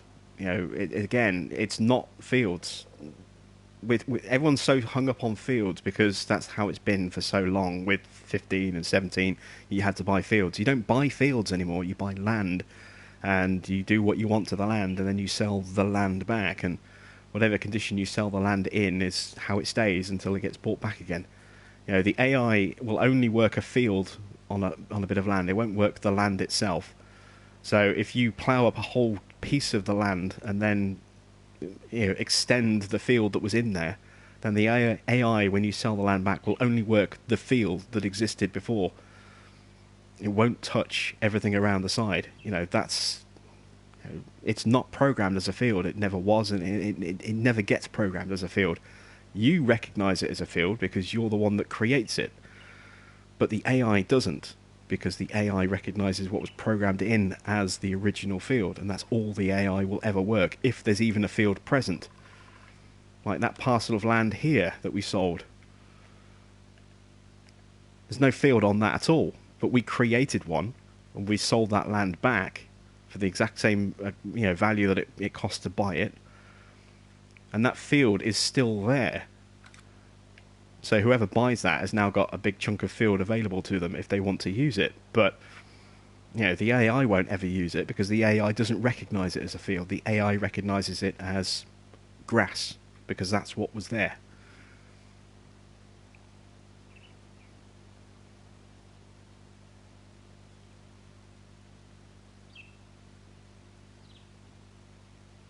Right, we can slow time down again now.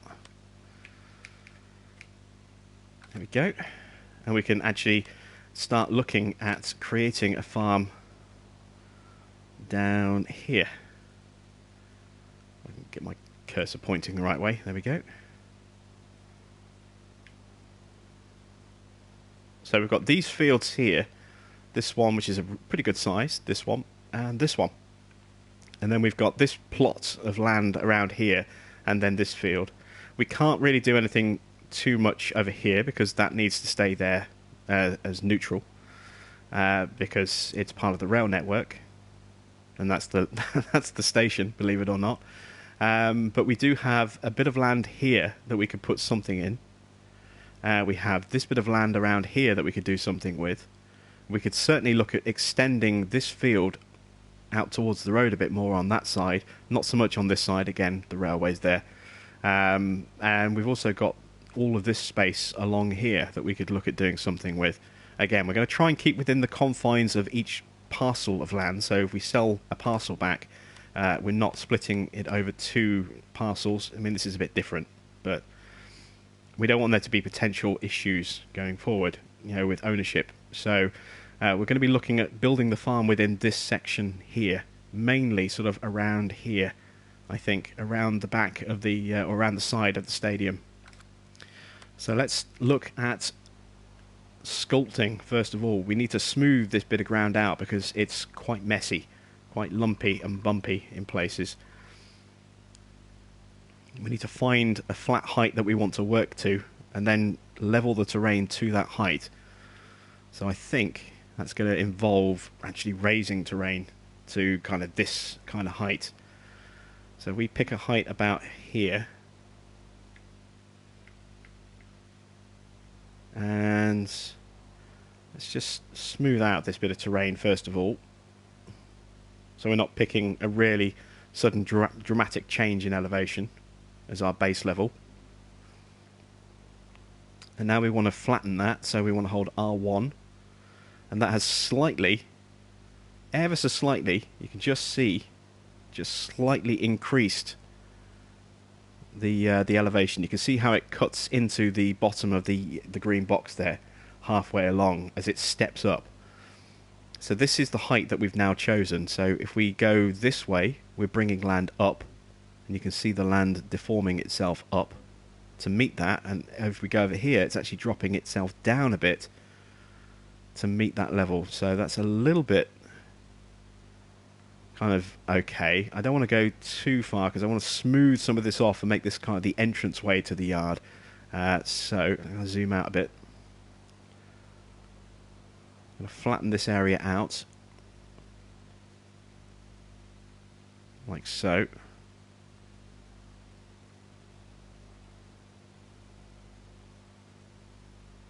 And you can see now we're getting quite a significant lip building on this bottom edge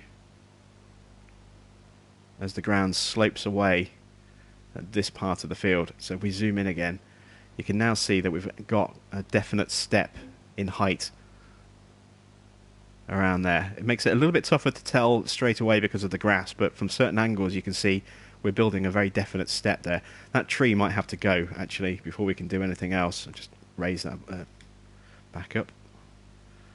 So we need to get rid of that tree.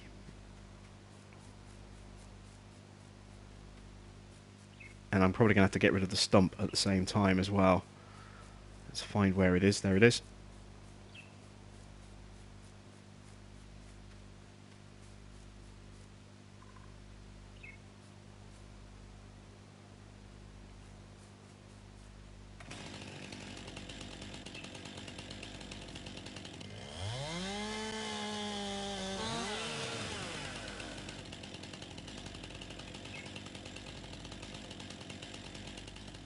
That's going to be too heavy to lift, way too heavy. So we're going to need this.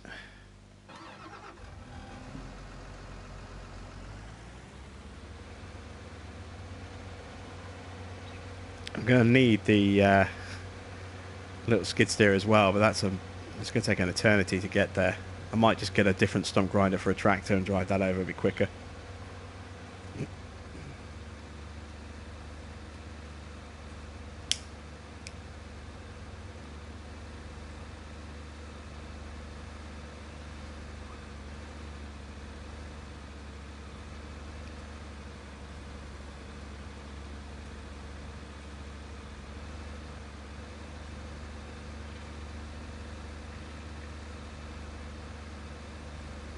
Nork's talking about a mod to restore grass. I really miss that from Farming Sim 15. There was that was what you did with the roller. You didn't roll back to a flat texture like this. You rolled back to native grass like that. It was so much nicer. You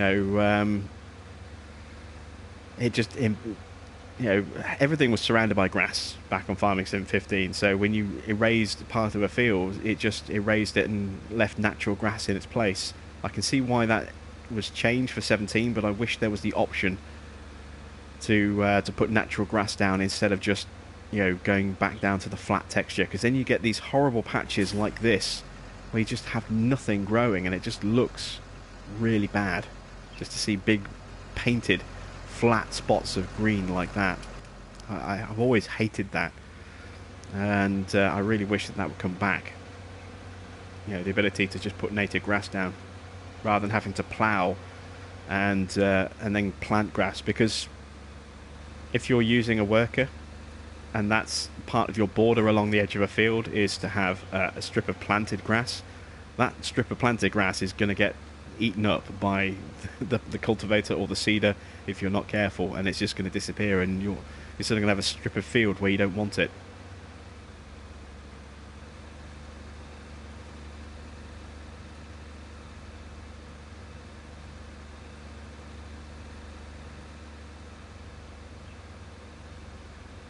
Will I do episodes on Ravenport? Probably not. I'm not a huge fan of Ravenport. It's okay for small blasts here and there for me, but I don't like the map for long-term play. What did I think of Farming Sim 13? Never played it, so I don't know.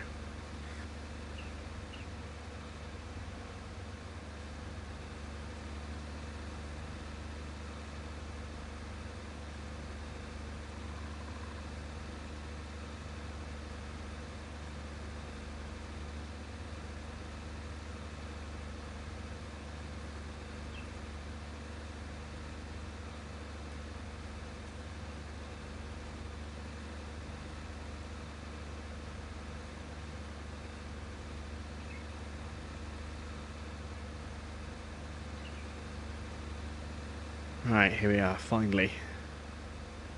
shove this tree out of the way. We're going to have a few trees over here we're going to have to do something with going forward. I'm just going to shove this onto a field at the moment, just get it out of the way.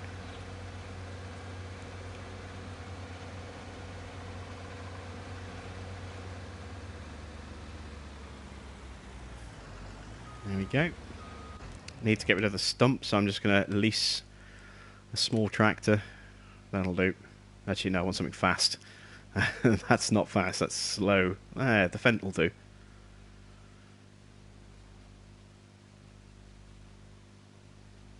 Yeah, the Fendt will do. So let's lease one of those. And I want the stump grinder. There we go.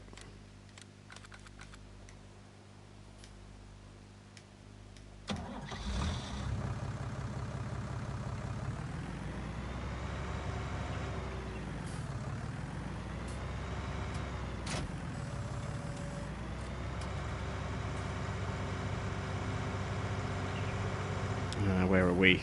It'd be quicker to go around this way.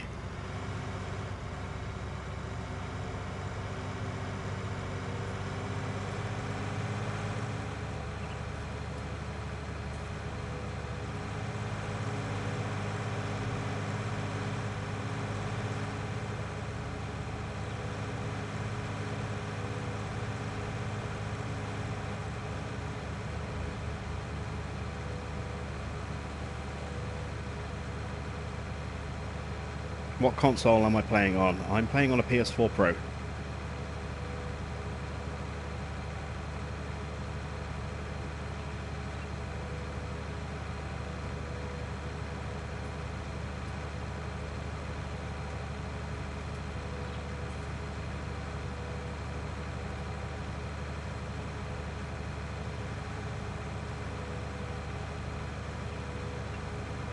Yeah, we've definitely got some space here on the edge of the field that we could bring that a little bit closer. Oh, wow. Just a bit of a brick wall just suddenly appeared in the middle of those bushes. I didn't know that was there. Bits of rubbish on the side of the road as well. Definitely some space to extend though. Wow, there's actually a little rise and fall just there. I didn't know that was there either. It's definitely scope to bring a path off from there though into the back of a yard over here.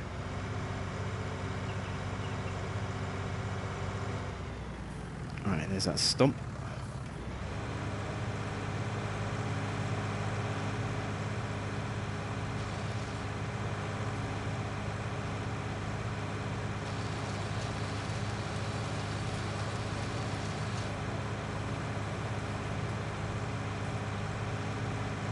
Hopefully we won't have too many more to move.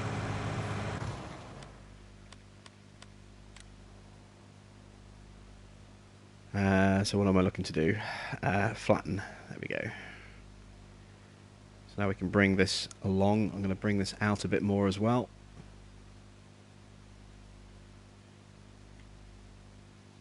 Try and straighten up a bit.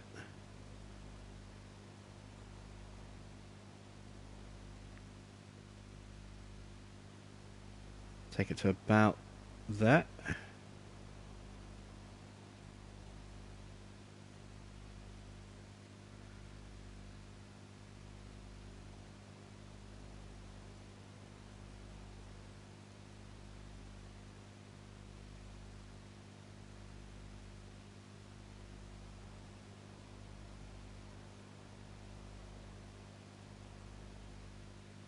Hold R1 down all the way through this, so we've got a nice even level.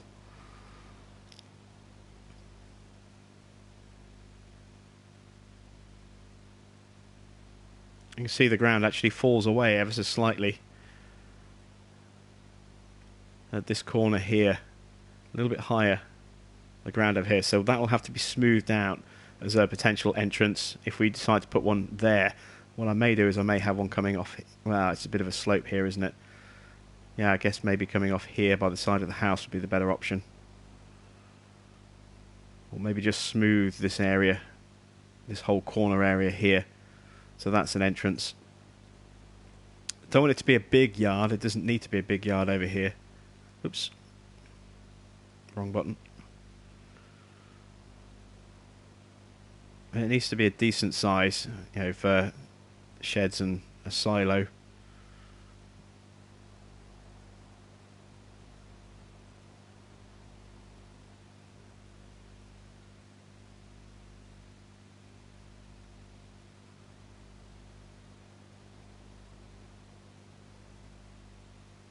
And there we go. I'm going to smooth these edges off as well once this is done. Let's look at bringing that road out from here, if we can.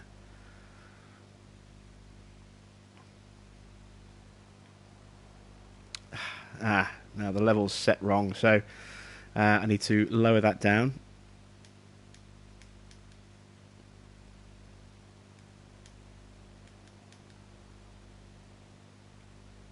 That's too low now. So I need to raise that back up again.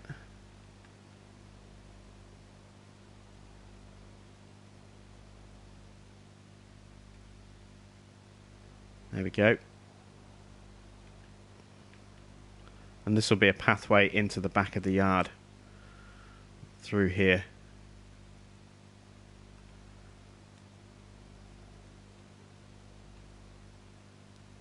So let's smooth that out a bit. Let's switch to let's keep it square. So let's smooth this out. So that we've got a much nicer transition from the road area we're creating into the yard itself. And there's no sudden sharp incline. So that just ruins it. I'm going to actually raise the terrain a touch there. Just to make that step even more gradual.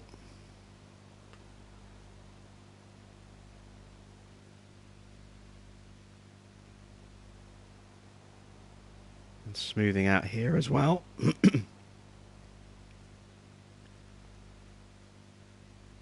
Now we'll switch to a rounder tool as well, so it's not quite so blocky.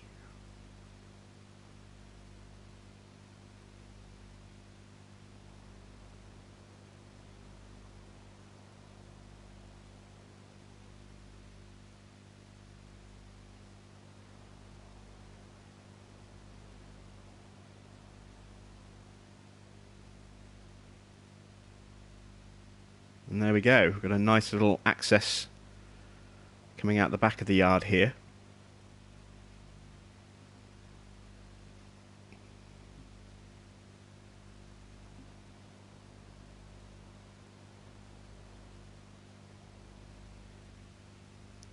And now we'll switch to paint and we'll put in our pathway. So make sure I've got the right dirt texture, make the path a bit smaller, there we go.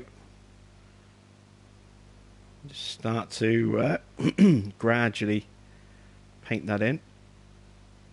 We're on a nice big wide turning area.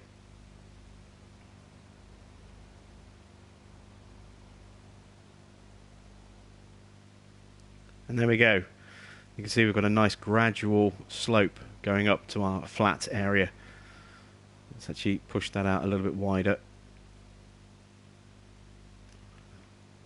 It's slightly on the edge of the slope just here, so I don't want to run the risk of stuff falling off the edge of the slope. I might actually just raise it and smooth the terrain a little bit more there as well.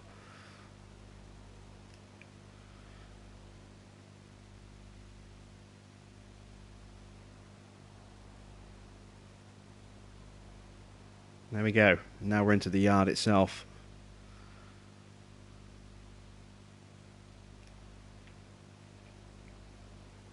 So let's start looking at putting some placeables down in here. So, I need to move this. We'll change the ground texture once we're done, because we can paint underneath the sheds and around the bases of things. We're not going to put a farmhouse in here because we're using that small building there as the farmhouse.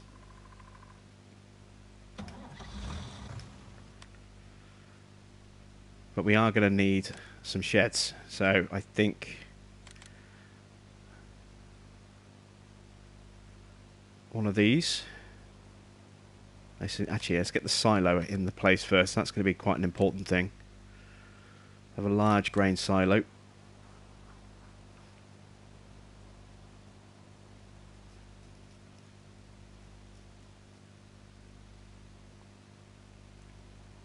Let's think, where do we want this to go? Must be somewhere where there's going to be easy access on both sides. I mean, we could bring the silo down here, actually. But then we would have an issue maybe getting it back on the other side. Or we could do this. Bring the yard out a bit more. Put the silo here on the corner. That might work, actually. Yeah, let's look at doing that. So we're going to need to flatten the terrain out a bit more first before we can do that. So let's switch back to sculpting. Back to a square tool. And stretch this out a bit.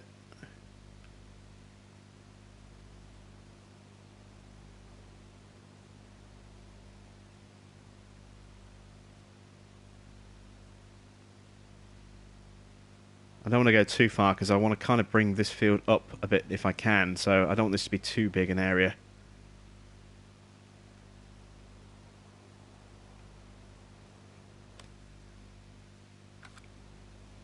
Alright, let's try that again.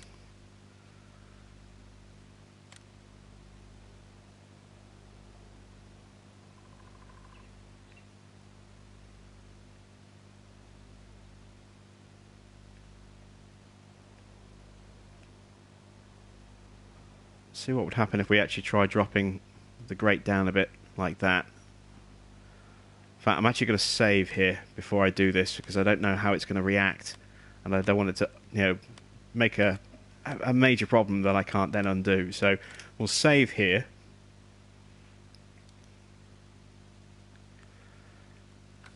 And now we'll see what happens when we place that in slightly sunken.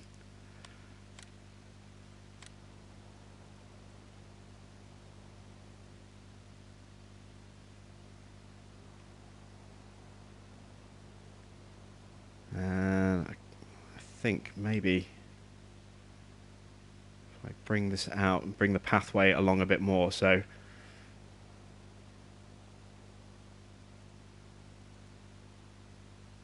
need to leave access for the bigger stuff. That should do, I think. I kind of want it to come in a bit more.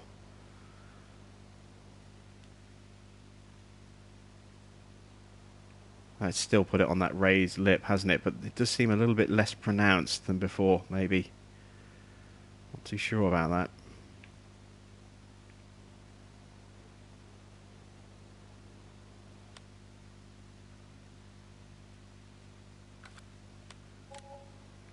That's okay, we can still work with that. Let's reduce the cursor size down a bit. And let's see, I want this to be my flatten level.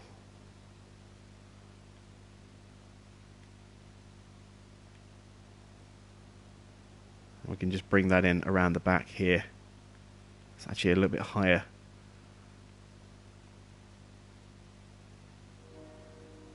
Ground's a little bit rough over there. I don't think I can smooth that. Yeah, terrain can't be modified. That could be problematic.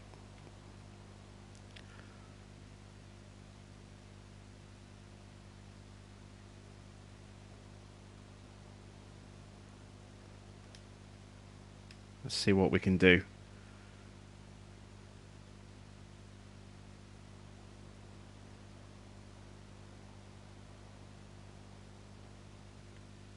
Yeah, we can kind of get away with it.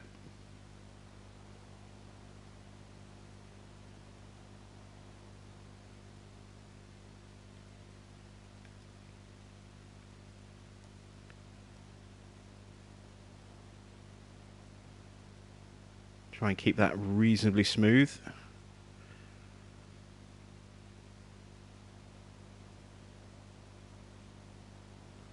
Hopefully that won't be pretty rough to drive on. We'll have to try and do a little drive-by and see what it feels like.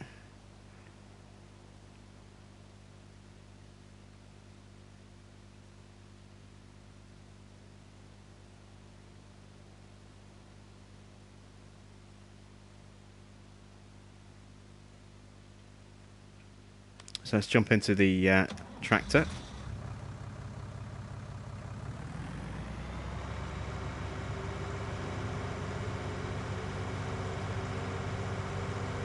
Let's see what this looks like.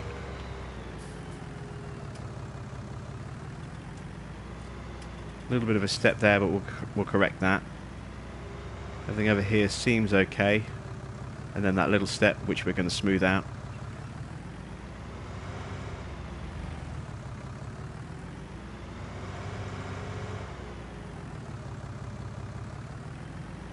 About round here. It's a little uneven, but it's not too bad. There's a little bit of a detour space there to go under the pipe. And a slight step up. Yeah, we can work with that. That works. That's okay.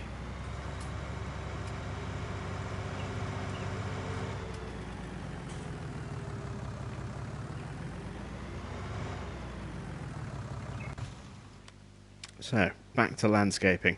Now that we've got a kind of a new, slightly lower base level, which is this, we'll try and stretch that out a bit.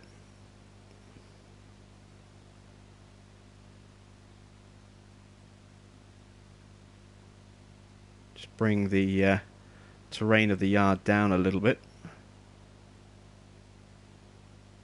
Keep the height thing consistent.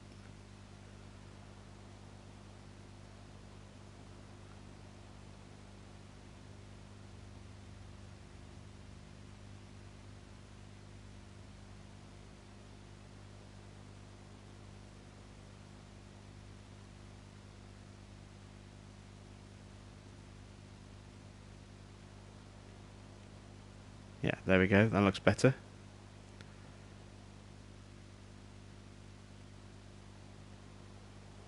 Smooth this out a bit as well.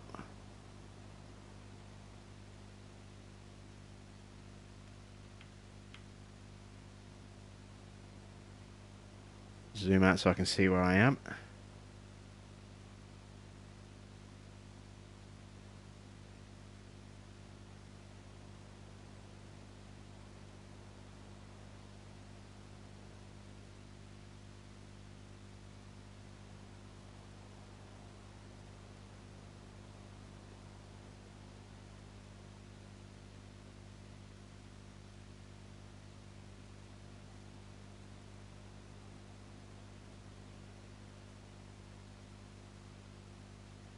Drag this ever so slowly and carefully along here.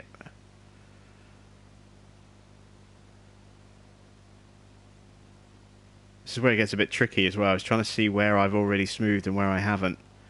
I'm just kind of looking for those changes as the terrain moves around.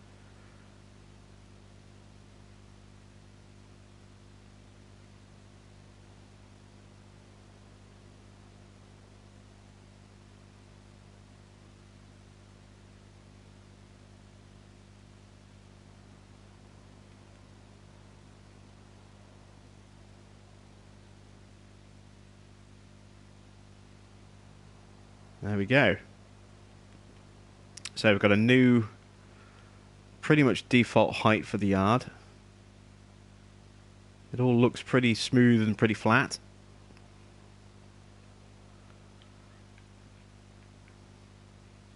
Let's catch up with the comments.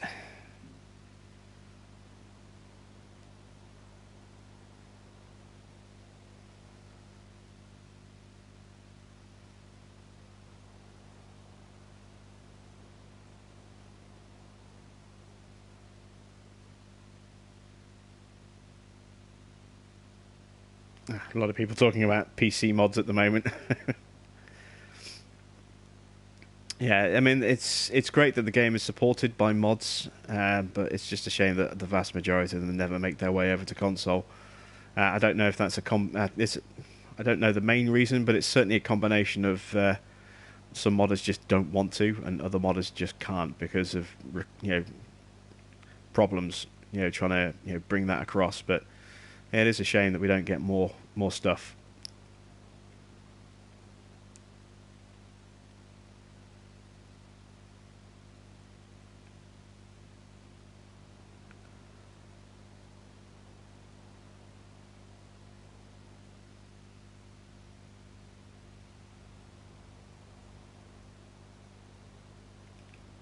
There we go. Right, so what we can do here, we smooth this off.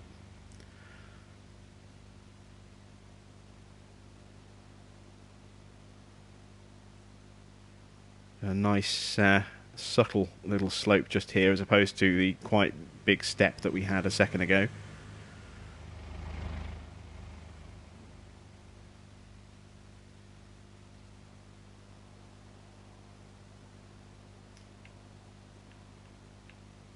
There we go, that looks a lot better. And what I'm going to do as well, if I switch to painting, is I'm actually going to have the pathway from here come around and meet up with the road just there, like that. I'm going to get rid of this concrete texture. But we're going to put some something in there, possibly some planted grass.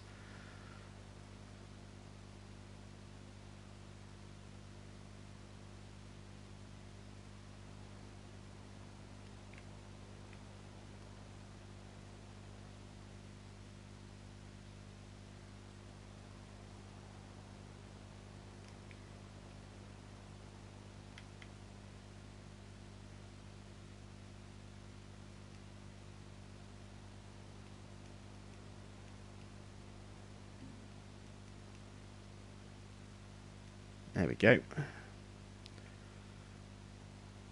Doesn't matter about the inside because you'll never see it. It'd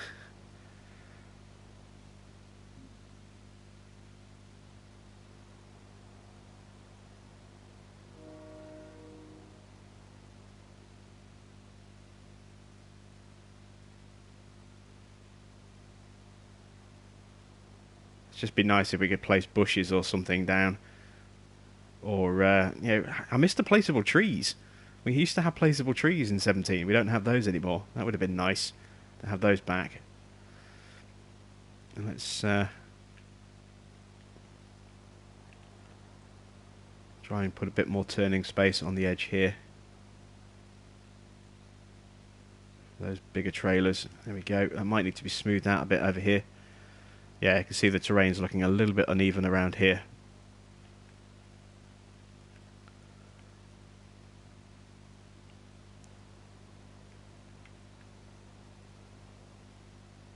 Try and level that out a bit better.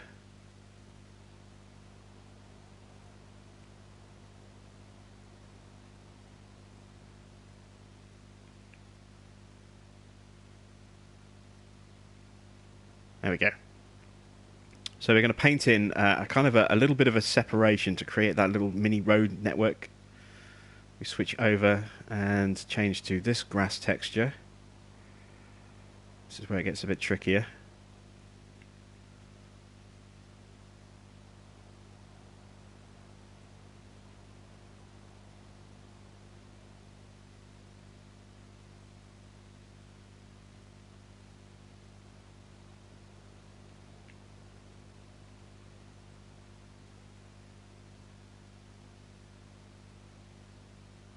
So this is not the default grass texture that we would normally have for this map. This is a slightly different one, and I'm doing this just because it looks a little bit different and because potentially I might be ploughing this area up to put some planted grass in that area, so we actually have a 3D kind of gap there, or maybe plant a couple of trees in this area, I don't know.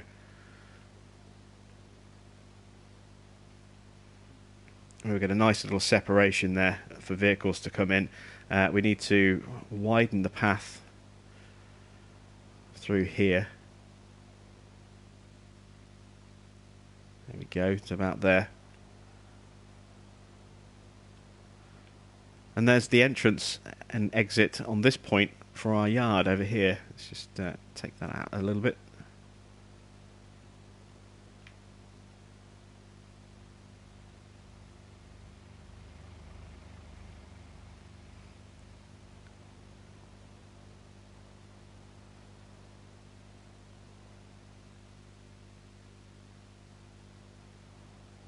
There we go.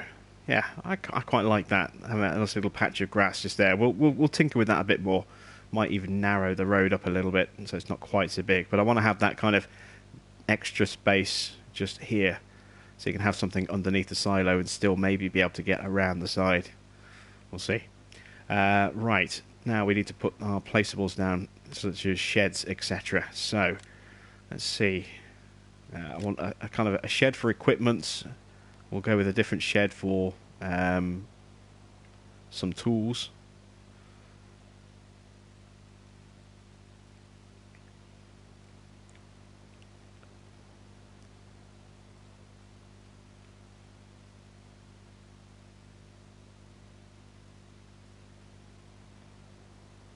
Try and get this to line up reasonably straight.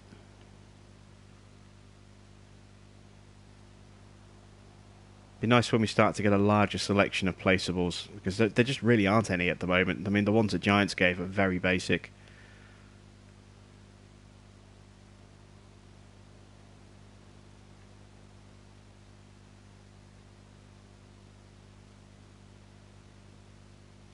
So we plonk that about there.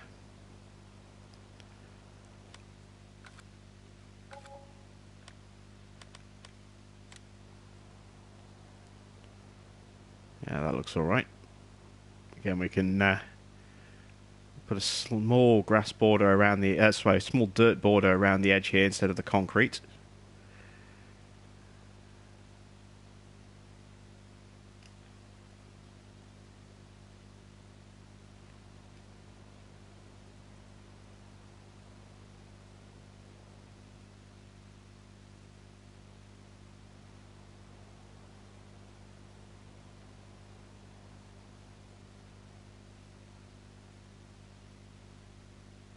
This is mainly just going to be an operational yard, so there'll be no animals at this location. It'll just be space for equipment and vehicles, and that'll be it. You can go around the back.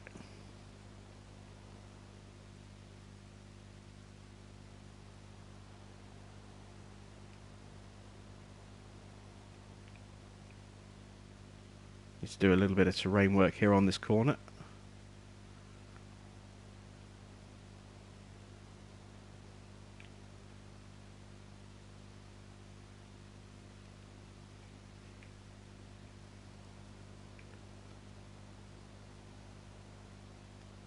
And on this corner as well. That's fine, we can do that. Let's do this one first of all.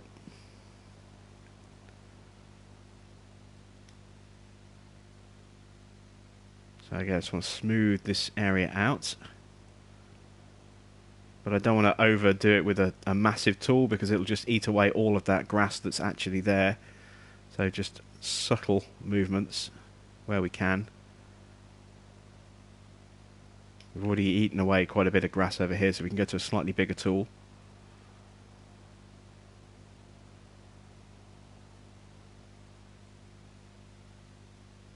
We can even raise the terrain a little bit, potentially, in places where we need to.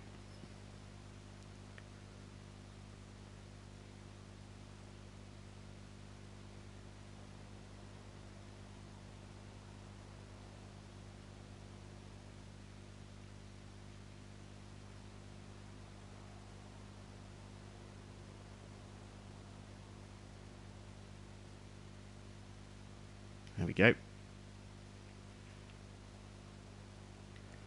Around this side, just shrink the tool down a bit. That's actually a little bit too high, so I'm going to lower the terrain, if it'll let me.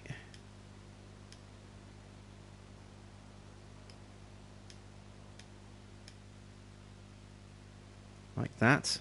And let's just smooth that off a bit more.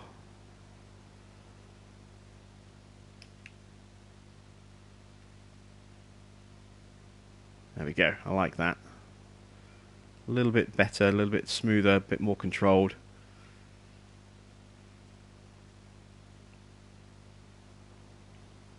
And then again, let's have another quick chat with the comments.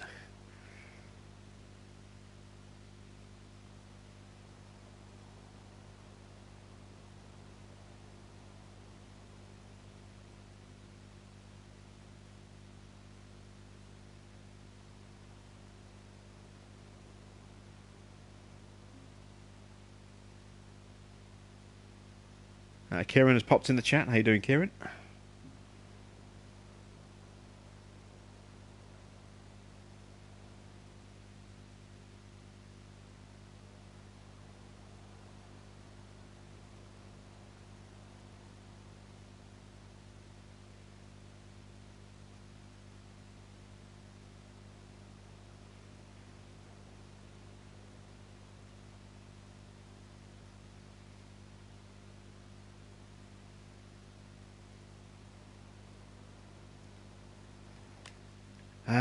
Right, what other placeables can we start putting? We need some other sheds. Yeah, this is our selection. This is it. This is all we have. I do kind of like the idea of one of these, though. If there's space for it. Not really. Not on this particular farm. Not with that there. Unless we put it over here. I could possibly put one of those over here. Which we might do. We might well do that.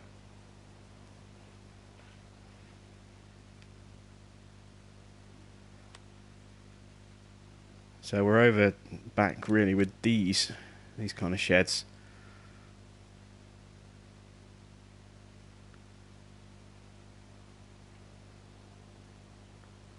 Space there should be enough. We'll see if I can get two of these, perhaps.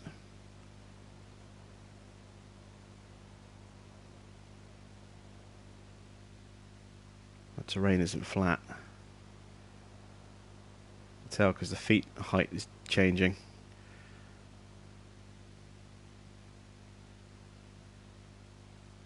Let's try and get this squared up, find a straight edge.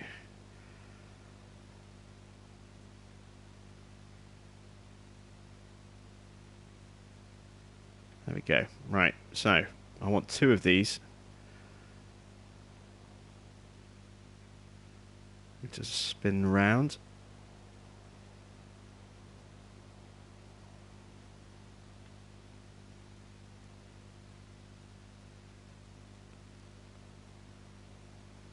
Go with one there. Drag straight down.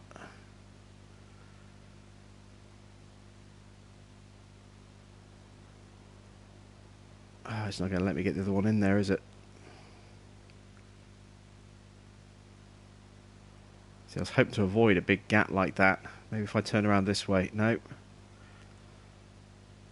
What object is it colliding with? It's colliding with the... yeah, this is the other problem with the sheds. You see, I want to put them together like that. Have two sheds together like that, but it's not going to let me do that. And I can't even get close like that. I'm colliding with something, apparently. I think it's the base is colliding with the other base. Which is annoying, but not a lot we can do about that. So maybe we kind of break away from that idea instead. And get square again. Try and keep them as level as we can. And then look at maybe dropping a workshop in between the two of them instead.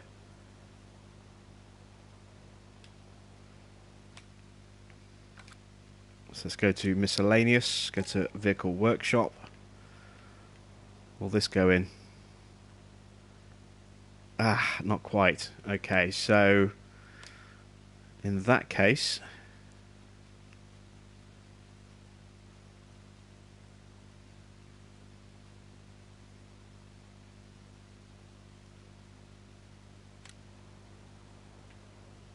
I need to sell one of these.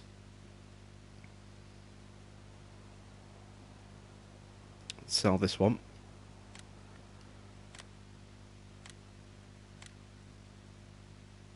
Oh, I just sold my workshop. I didn't mean to do that. Ah, damn it. I'll have to put that back in at the main farm in a moment.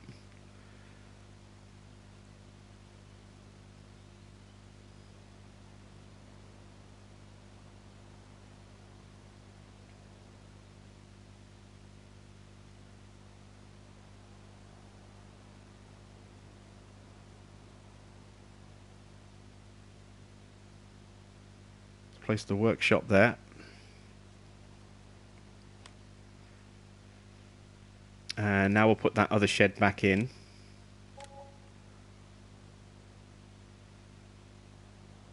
Just have to stretch it down a little bit further.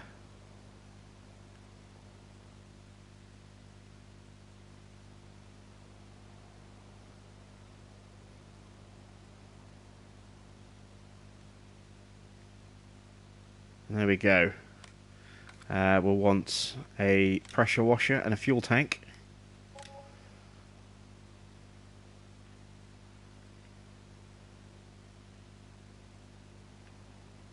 Actually, let me see if I can get the fuel tank in that gap first of all.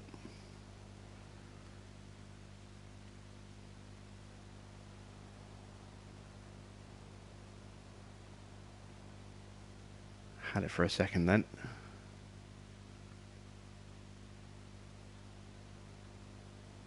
I've got to bring it out a bit too far. Spin it around that way.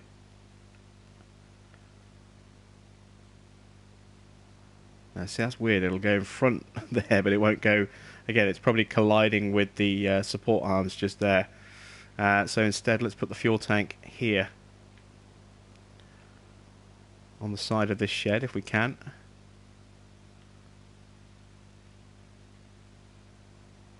Again, not without getting too far away. What about over here somewhere? Maybe in this gap here, actually.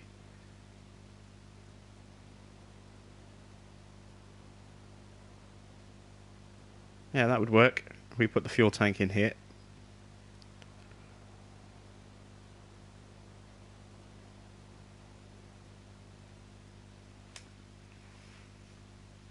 Again, the base textures don't matter because we can overpaint those. It's just about getting all the placeables in position first of all.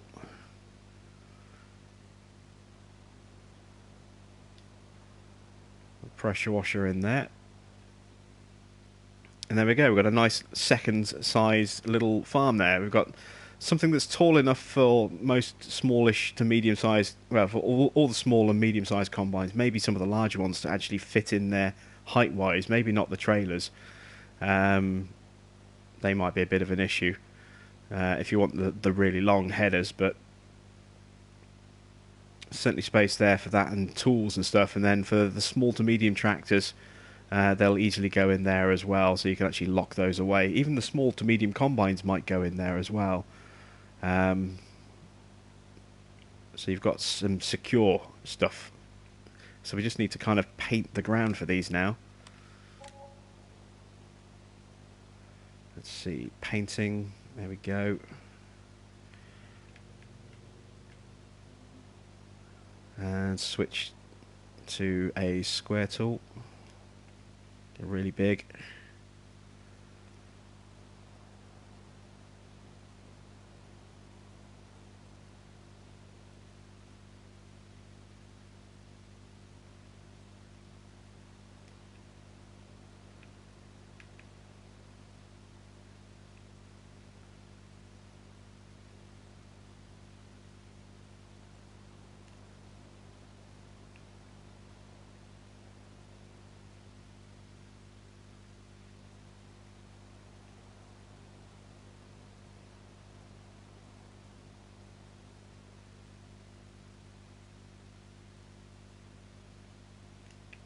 Okay.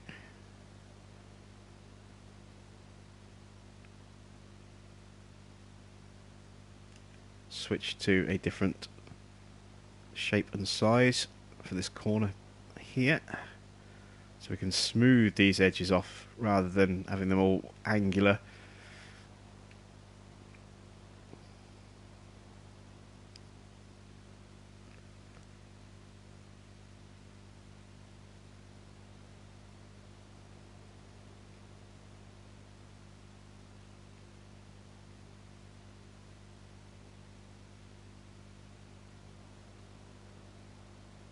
There we go. Easy does it.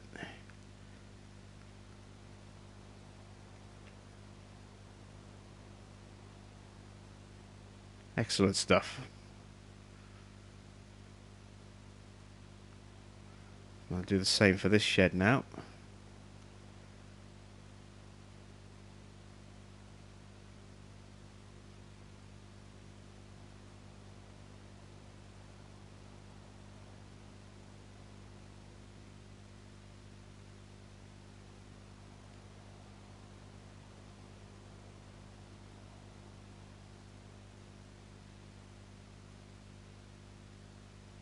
Trying to get rid of that concrete without getting rid of all of the grass that's around here. It's a little bit trickier.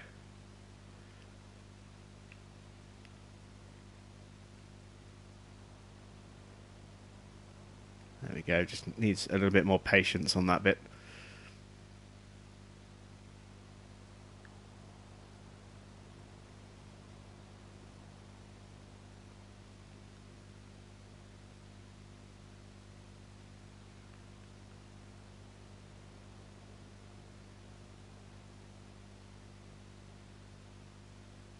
Rough that edge up just a touch so it's not quite so uniform. There we go. So the basic yard shape is pretty much done. Just need to kind of create our pathway here.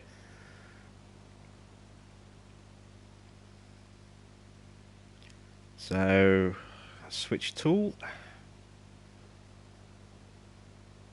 Go quite wide to about there.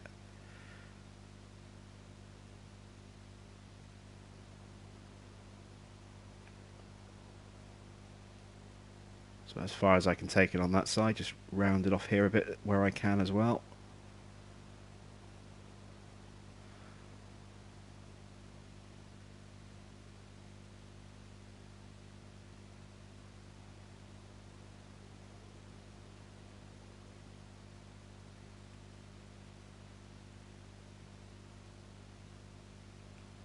There we go. Let's just take it in a little bit more around here, I think.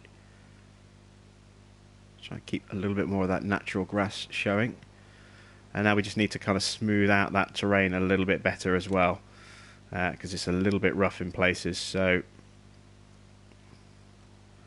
smooth out this little bit around here.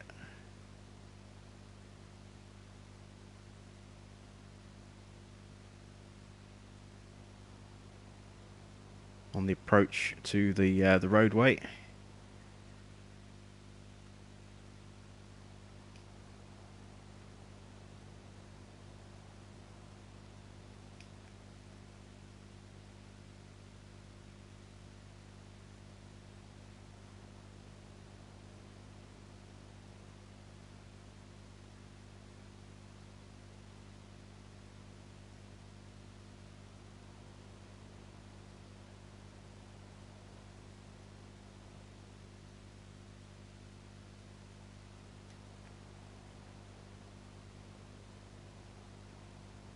Some very subtle changes. There we go. Just trying to eliminate the sharpness of some of these little ridges around here. Make them a fair bit smoother. There we go. That's pretty much it, I think. Got the kind of backyard here. We need to have a little footpath coming down from there. That's actually quite steep. Let's see if we can smooth that out a bit.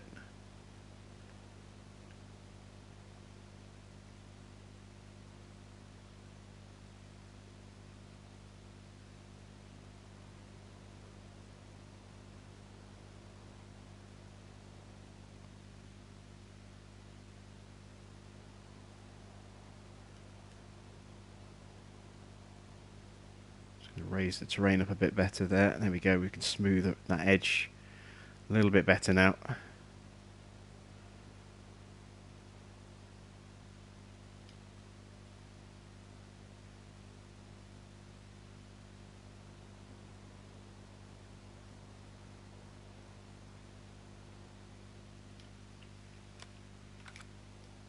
Alright, so let's have a look. Nice little footpath. Shed there with a workshop and a washer.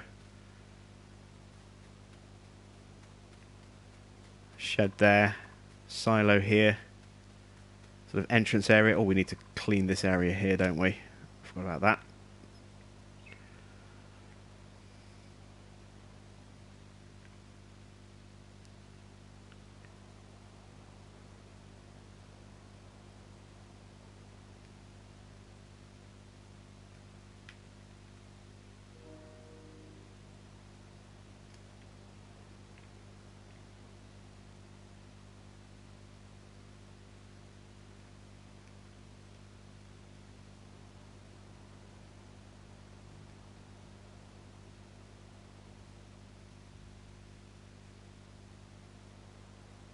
Let's try and rough this up in patches. It's not quite so perfect.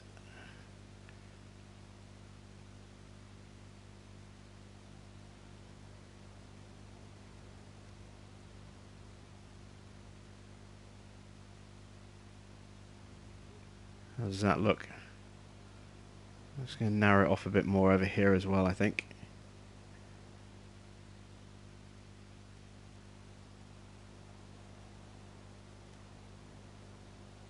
That might be a little bit too much, actually.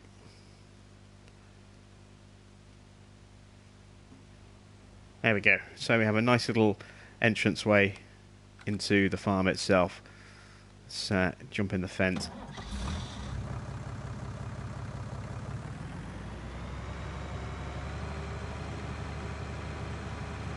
So let's check our slopes. Make sure there's no nasty bumps that's going to cause some issues.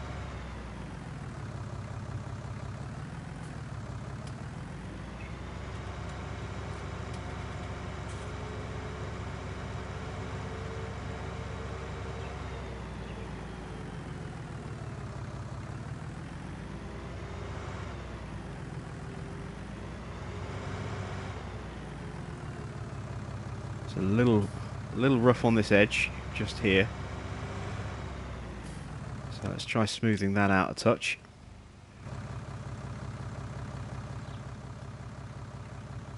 Switch to sculpting.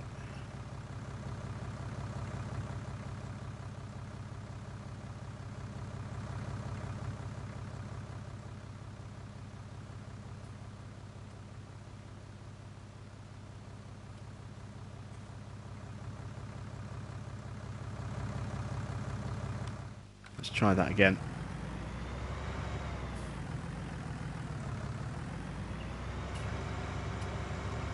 Yeah, that's smoother. That's much smoother.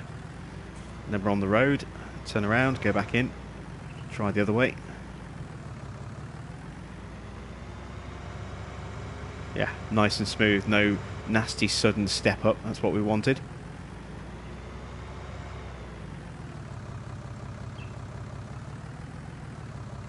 Little bit of a divot just there. We should be okay. Don't want to take too much character out of the land and just have it all as completely flat and boring, but there we go. We have created a nice second little farm in this space down here. Now, problem is, I can't sell that land now. I probably should have done this on a multiplayer profile, so this was actually as a separated farm, but I can't now sell off that land until I get rid of the placeables. So if I try and sell this, it'll pop up that message, that notification. So what I might well do, now that I've got those things kind of positioned, I know where they're supposed to be, is I might just screenshot it and then sell these off, and then create this as a multiplayer file with a separate farm on a separate, and keep it separate that way. Have to make sure I mod in as much money as I'm going to need going forward before I do that, because I can't then combine them back, or this then goes back into my ownership again and have to do that entire thing all over again. But I do like the way that's kind of loaded out like that. So I think this custom farm here is pretty much done. I'm just trying to think if there's anything else placeable wise that needs to go in or could go in. I mean, there are no decorative buildings in this, it's just the sandcastle. We've done the sheds. I'm not putting a farmhouse in. Is there anything else in miscellaneous? No, we've already put in everything we need to in miscellaneous.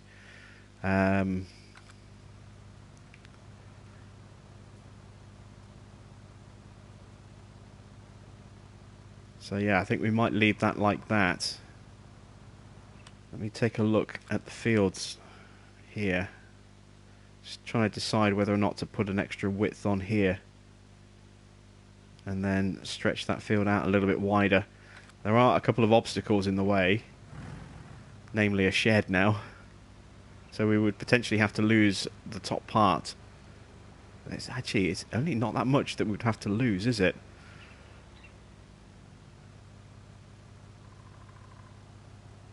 Let's go back to landscaping.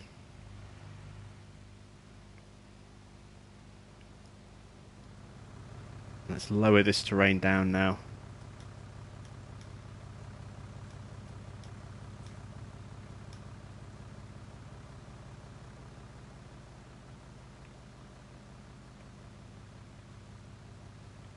Around the edge.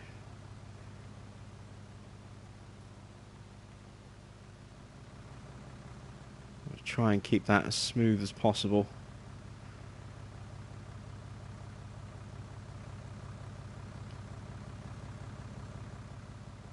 In case I do decide to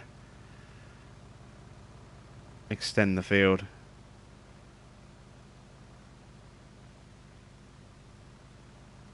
I do like watching the way the ground ripples underneath when you do something with the terrain. It's kind of a cool look.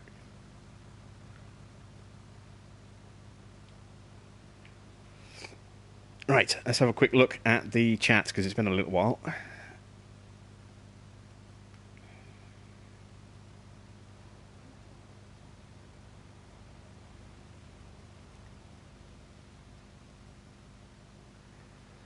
Am I a town planner? No.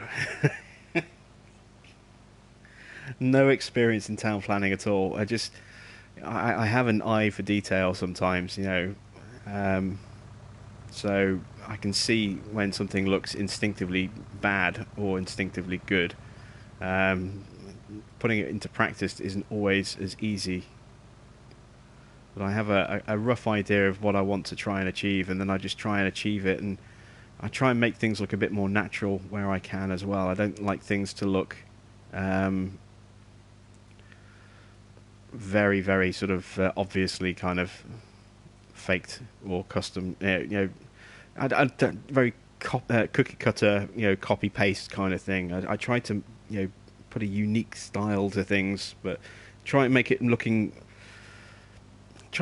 more organic, more natural, rather than the, you know, a cut and paste job where you just take this and this and this and just stick everything together like a module, you know, kind of thing, you know, and just end up with just random patches everywhere. I try and make it look like it actually is a bit more like a real kind of thing.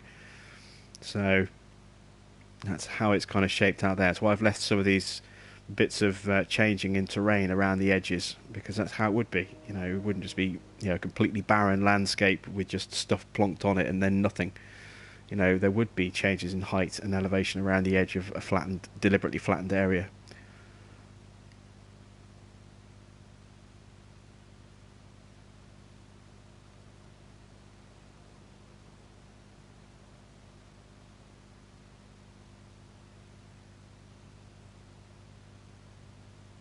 I might regret looking at the chat.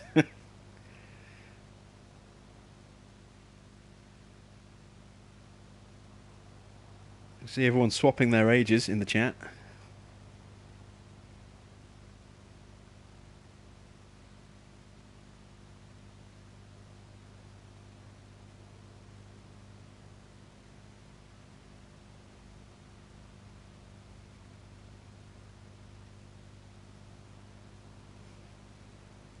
Right, well, we are 12 minutes away from midnight. Wow, I've been on a lot longer than I expected. I really hadn't thought I'd still be streaming at this point in time. Oh, I need to put my phone on charge as well. My phone's got like 3% battery, and that's what's powering the stream at the moment, so...